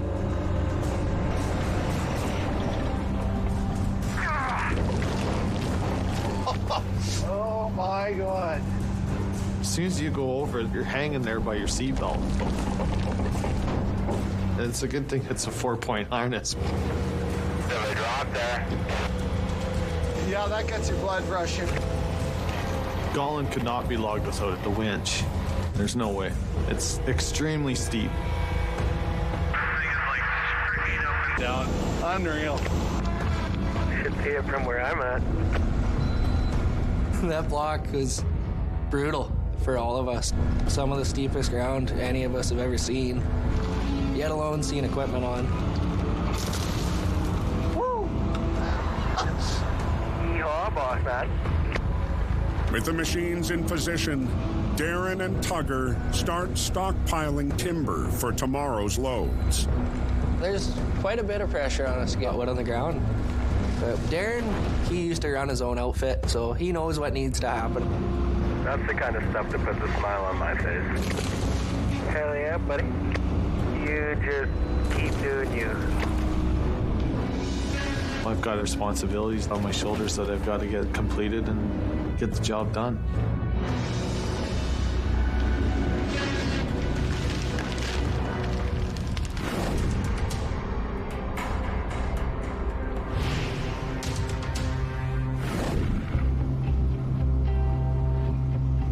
Oh, do I have a pile of wood coming your way?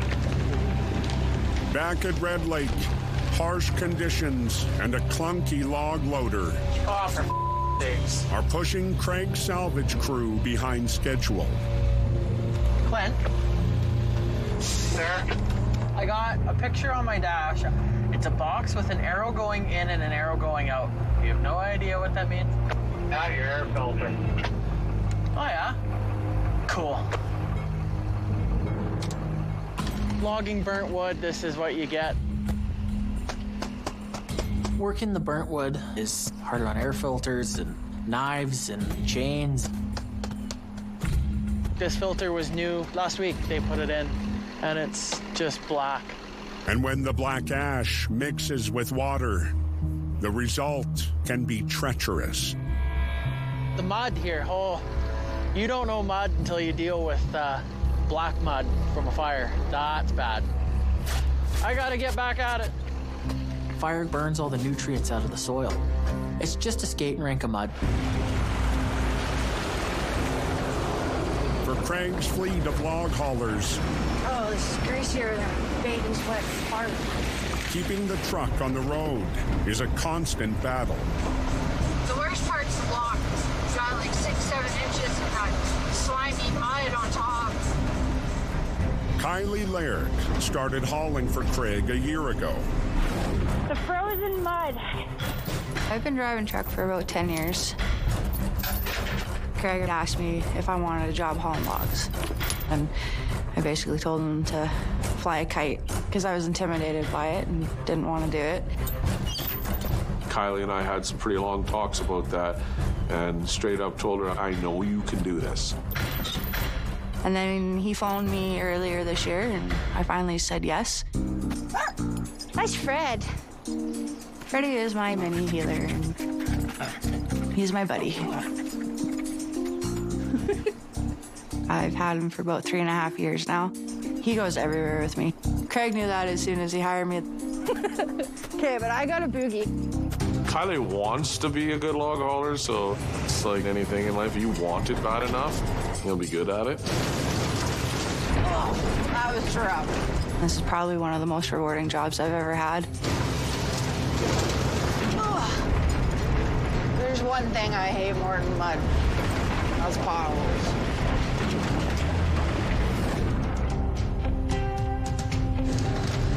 I'm on my way. Kylie approaches the Red Lake Landing. We're hauling off a block in behind a farmer's field, and it's just a slimy, snotty road.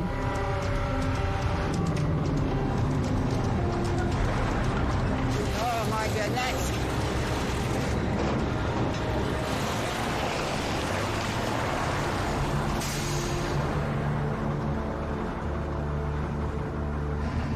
Everything was just wet and slimy. And my truck just ended up sliding into the grass. My truck's half in the mud, half on the grass. I can't even get out of here.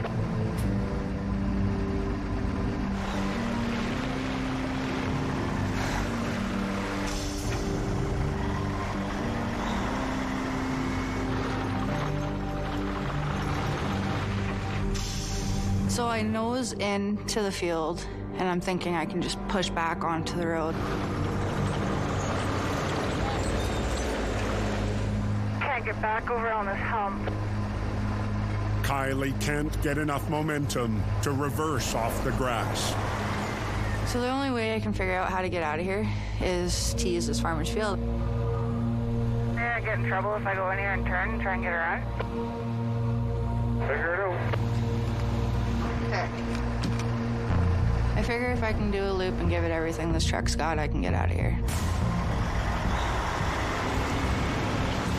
You guys better look out.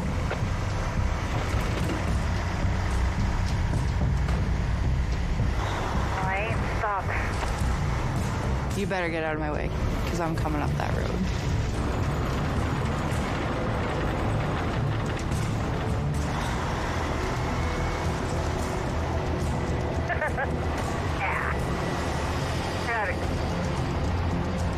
Yeah, I was a little bit cowboy coming out of there.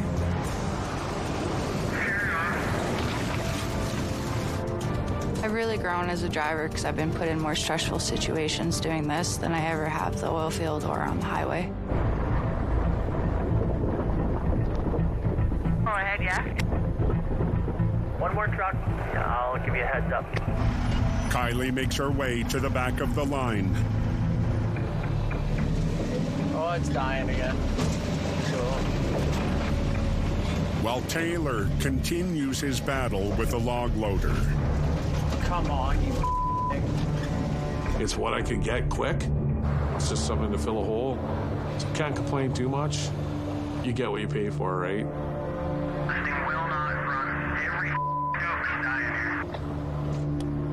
Holy I'm on the verge of a meltdown here. Taylor's never happy. Let's just get that for the record.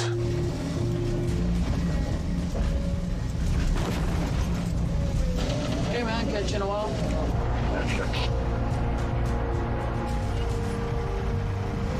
Good, Sam. Hauler Sam Kendall is next in line.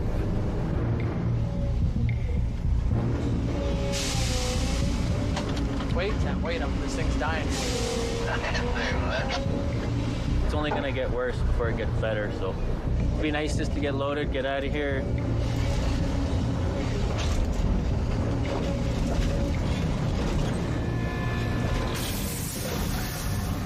Oh, and I just blew up. Oh. Yep.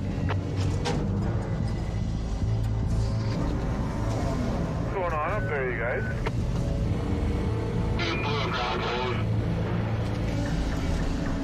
This loader's ready for retirement. Big time. Getting out. Me. What the Taylor? Pretty sure it's this hose. I hope it's not that little hose. Because I don't have one of those. We got one? There ain't no spare hose in here.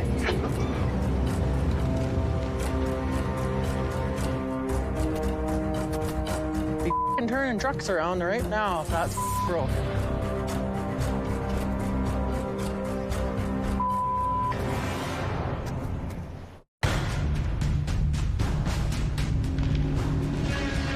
What's going on up there, you guys?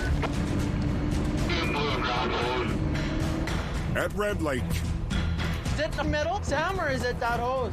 Taylor and Sammy diagnosed their leaky loader, Is it that weld or the O-ring?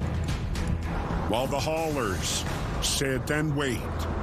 All these trucks are lining up, and all these guys want to do is get to the mill. I think it might be the O-ring, but I can't even break the hose free. An O-ring is just essentially a seal. Just seals the hose to the fitting. Oh yeah. Pooch the O-ring. After fighting this loader all day, an O-ring, little tiny O-ring, decides to explode in the middle of loading a truck. Okay, well, that's livable. I don't have that. You don't have an O-ring? Not for that. For sakes. Really? You have to be resourceful. It's not just jump in your car and go get a part. Fix it, figure it out. Always got to be the hard one to get at. The blown O-ring isn't easily accessible. This loader's a pile of garbage, man. Why the am I fighting this crash? Don't have a heart attack now. We got no cell service here. Taylor gets fairly worked up. He could probably use a couple classes in stress management. Okay. Bush foreman Clint Waterston checks in. I don't have any of those O-rings. Do you? You guys all the way up here and you don't have an O-ring? It's different style O-ring, man. I might have one. I'll have to pull all my apart. Okay.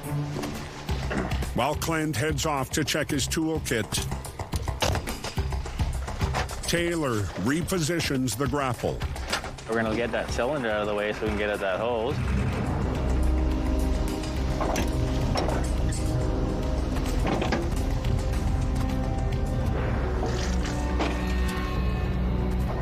Hot Rod Taylor.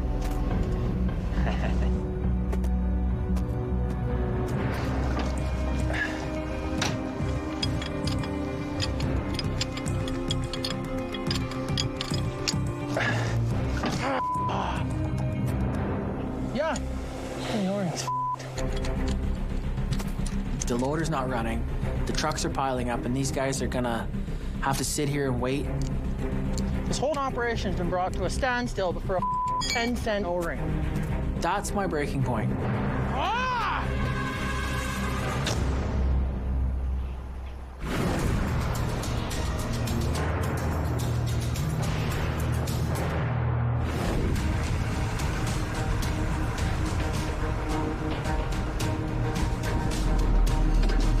Alrighty.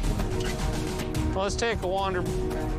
170 kilometers east of Red Lake, Brent LeBeau and his crew are deep into their latest job. Protecting a client's home from wildfires. We're on an 80-acre parcel of private land that we're doing for a local rancher. With the recent fire year that we had, a lot of these landowners, they're quite scared. Fire comes down there with that dense forest, they'd lose that house. The outbuildings, everything. Most of the area surrounding the home has already been cleared, creating a line of protection that flames can't cross. It gives them a chance to save their dwellings, not if, but when a fire comes through. Oh, this is quite something. This is where some of our jobs get a little challenging, as you can see. Brent will remove the trees nearest to the structures. You gotta identify the hazards around you. We've got a beautiful house, outbuildings, power lines, you name it, it's here. Thought I might go try to rip that one out of the ground. Yeah, give her. First on deck, an 80-foot fir. Just a little concerned about the root system on it. You don't know if that root system of that tree is running into the foundation of the house. It's dicey. To avoid leaving a stump, how well this is gonna come out. Brent will use the grapple to uproot the tree. I don't know where exactly the septic tanks are, water lines, so we have to be extremely careful.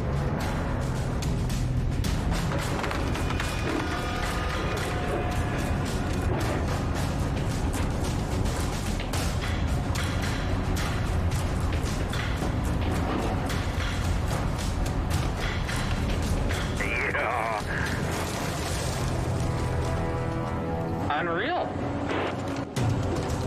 That's something. It's not every day you get that. Now, I'm gonna go grab this one. Next up, another giant fir. A lot of obstacles on this. Inches from an outbuilding. You know.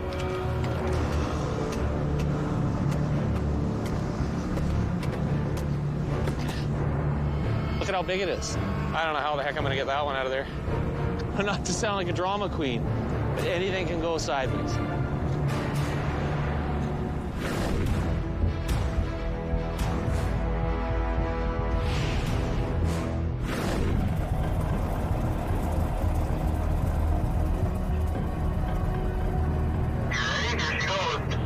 Back on Golan. Hell yeah, buddy. Tugger and Darren work the slope, while the boss is away at Red Lake. The goal today is to get enough wood on the ground for the trucks to haul. How's she going out there, Tugger?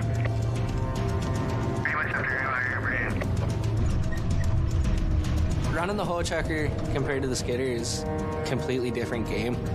Skidder's 4 wheels. The hoe chucker, there's no wheels, so it's a completely different way of going about it.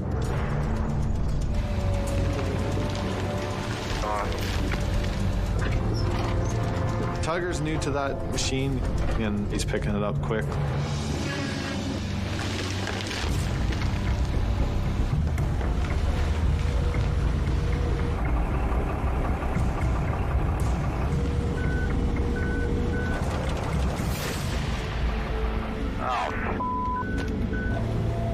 The machine says it's out of auto mode there. The screen starts beeping at me. It's not a good feeling. You can't go any further than this. It won't let me. Keep disconnecting. The bunch and the winch communicate through antennas, and I think that the signal's being lost between the two machines. It's working again here. No, it's not. The intermittent signal is causing the buncher to shut down. I can't get down now. Darren needs to head back up the hill to reset the winch machine's communication system. Of course it would happen at Golan, the steepest, most difficult ground. It's a mess here. At the top, a massive pile of timber is blocking Darren's path. And there's nowhere to go but over it.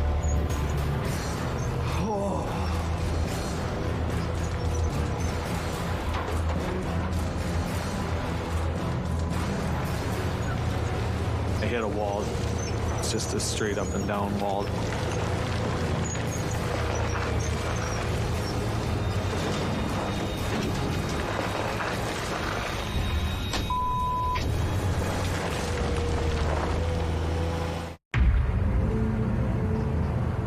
I can't get over the wood. Can't. On Golan, Darren can't get the buncher over a pile of timber. Get straight up and down. Literally trying to walk right up a wall. Tried 4 or 5 times to try and get up over this mound of wood there. His only choice is to use the grapple to chuck the timber out of the way. And you gotta always be aware of what you're doing. One false move and you can roll a machine.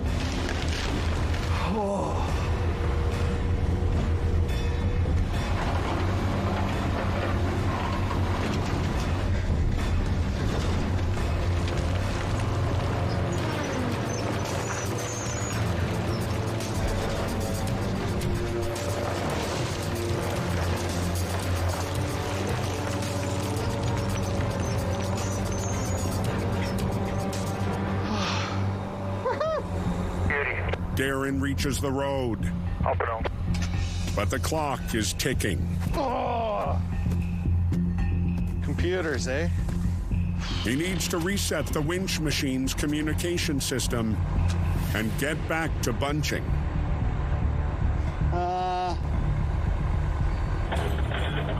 Sandy?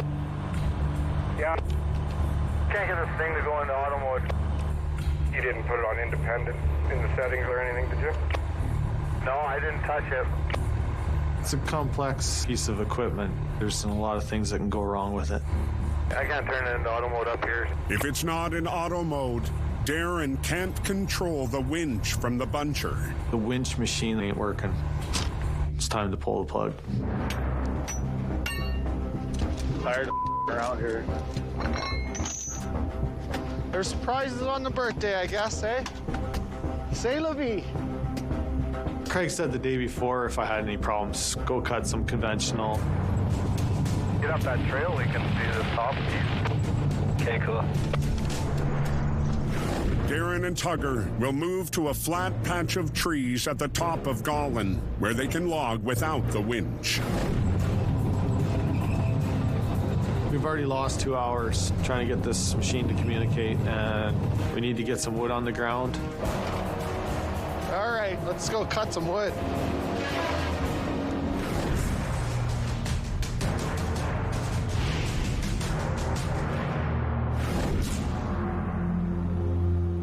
I don't have any in there. Clint doesn't have any? He's looking. Back at Red Lake, O-ring's wrecked. a blown O-ring has trucks lined up waiting for wood. If we can't find it, the day's over. And there's 6 more trucks coming back, so that won't be very good. I got a half a load on, so I can't go anywhere. There's nothing we can do. Got one? Attaboy. Clint's the hero. Clint returns with a proper O-ring. Clint just saved the whole outfit from going under. A 10-cent O-ring. I did not have that custom 10-cent O-ring that Clint just had chilling in his toolbox.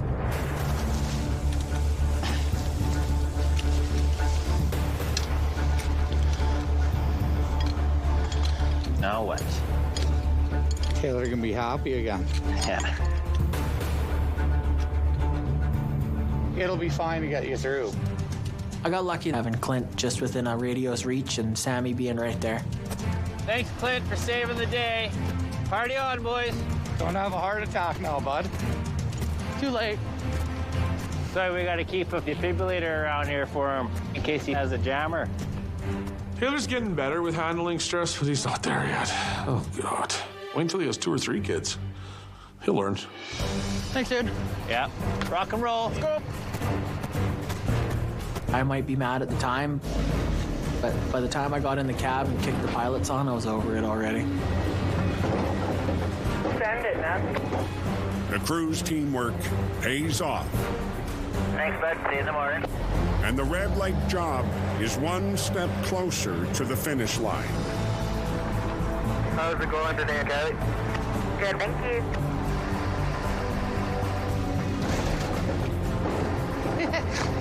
It's a huge sigh of relief. I'll make it to the mill now and I can relax.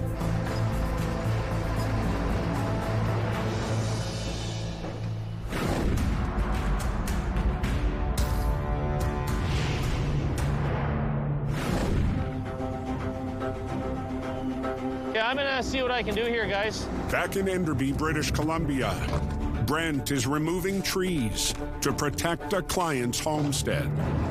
Now, I gotta get this tree out of here somehow. We had a horrendous fire year, and the landowners wanted all the trees removed from any of the outbuilding. They felt threatened by having those trees around there, and I don't really blame them. We've got a structure here, power lines there, a house here. Now that's going to present some challenges, as you can see. This is kind of an eerie feeling.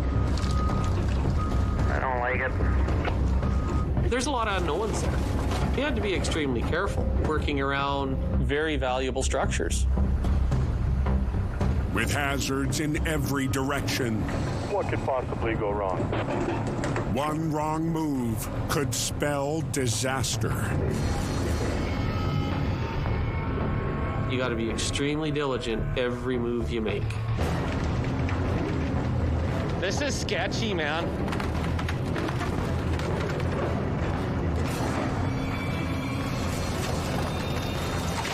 Oh.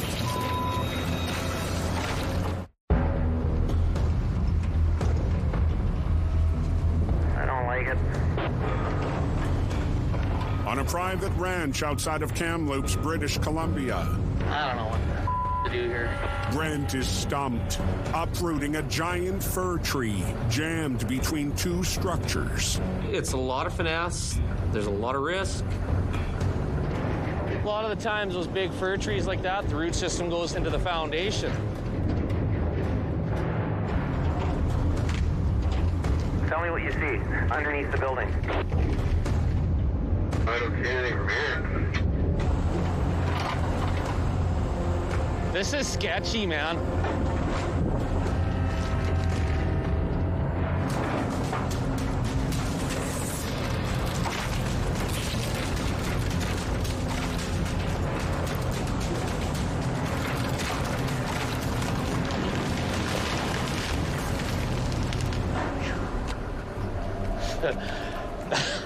That's actually made me really nervous. You gotta jump out and have a look here.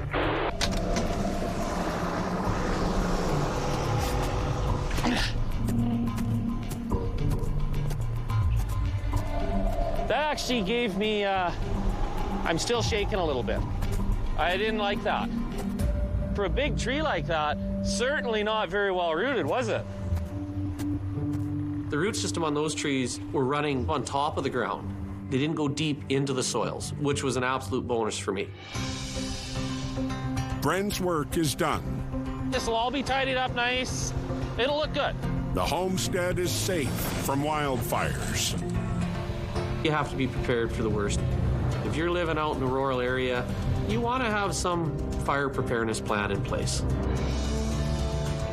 They've done the right thing. And look at the view. It's a wonderful view. It is a beautiful sight.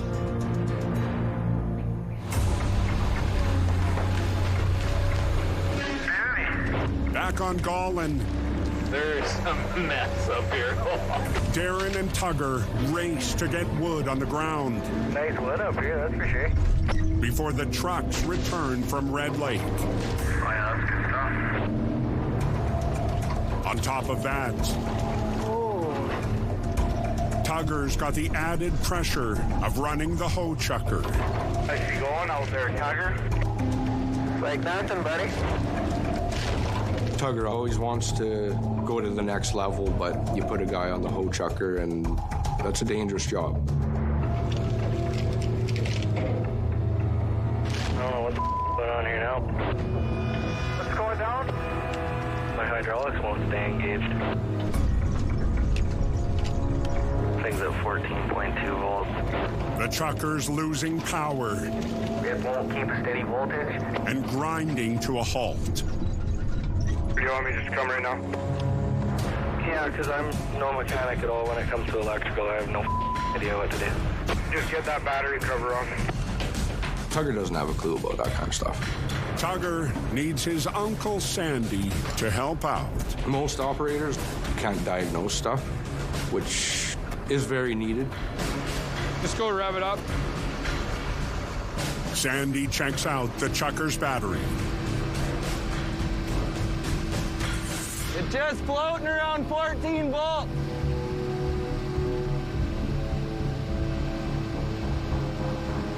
Usually they run around 27, 28 volts, but yeah, once you get low enough, you start losing functions, nothing will work.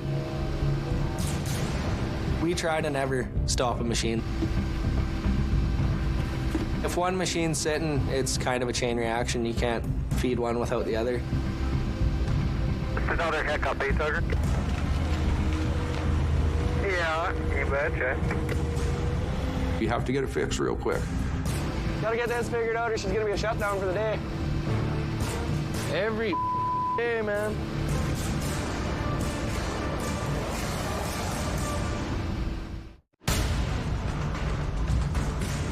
Not getting enough volts. On Gallen, Not enough power to do anything. Tugger's day on the hoe chucker is anything but electrifying. Batteries are draining. Keep losing power and don't know what's happening. Can you hook it up so I can open the hood? Yeah. But Uncle Sandy has come to the rescue. We're gonna hook some power up to it, so hopefully we can get enough to open the hood at least.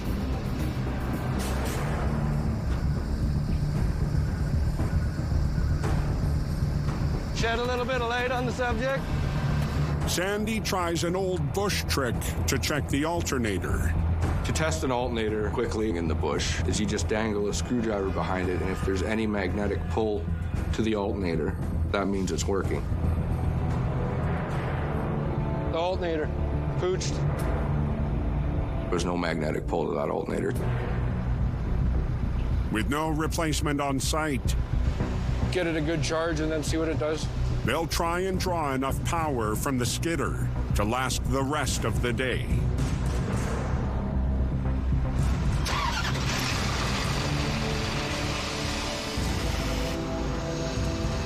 Going up a little bit. Definitely got her up a little bit, but for how long, who knows? Put that guard back on and try it again. Hopefully we can get the day out of it. That's all we can do. If we can find a way to keep it moving, we'll keep it moving.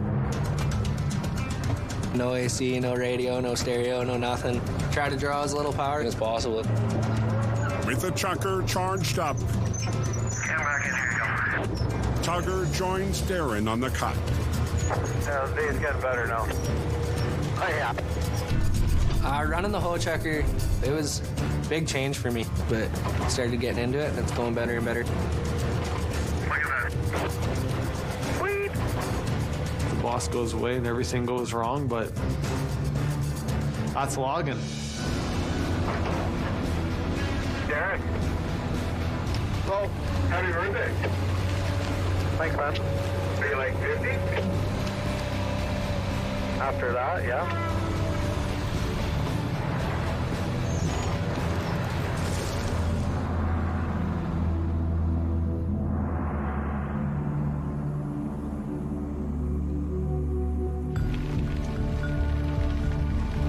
We've definitely had some setbacks here for sure. Craig heads back to Gallen after some time at Red Lake. I figured Red Lake would take us a month, but now it was going to take us an extra 2-3 weeks. No, I should have put my feet on the ground a little bit more, but I had other things that I was taking care of.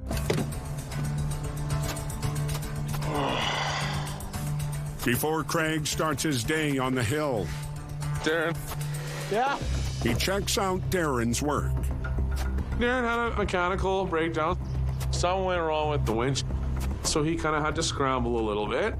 How many times are you actually going up a hill like this? Never. It's not what I wanted to come back to, but it wasn't really his fault. The winch just gave us a few hiccups along the way. The screen just says check engine. So we got to get that fixed up. Hopefully we don't get too many situations like that. Yeah. I think in the end that Craig's happy with the performance. We had some issues, but got wood on the ground for the trucks to haul and keep everybody busy.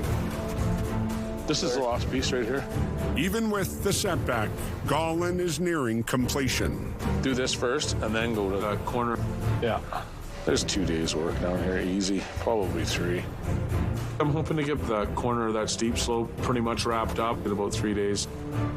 It's time to get out of Gallen because now the winter is coming. We just about got this nailed. Let's just get the hell out of here. Here comes our snowstorm now. Next time on Mud Mountain Haulers. We're 98% done Gallen now. We have a problem. What is next? Here we go. It's gonna be challenging. One wrong move and tip yourself over. Slither. This is a whole other animal.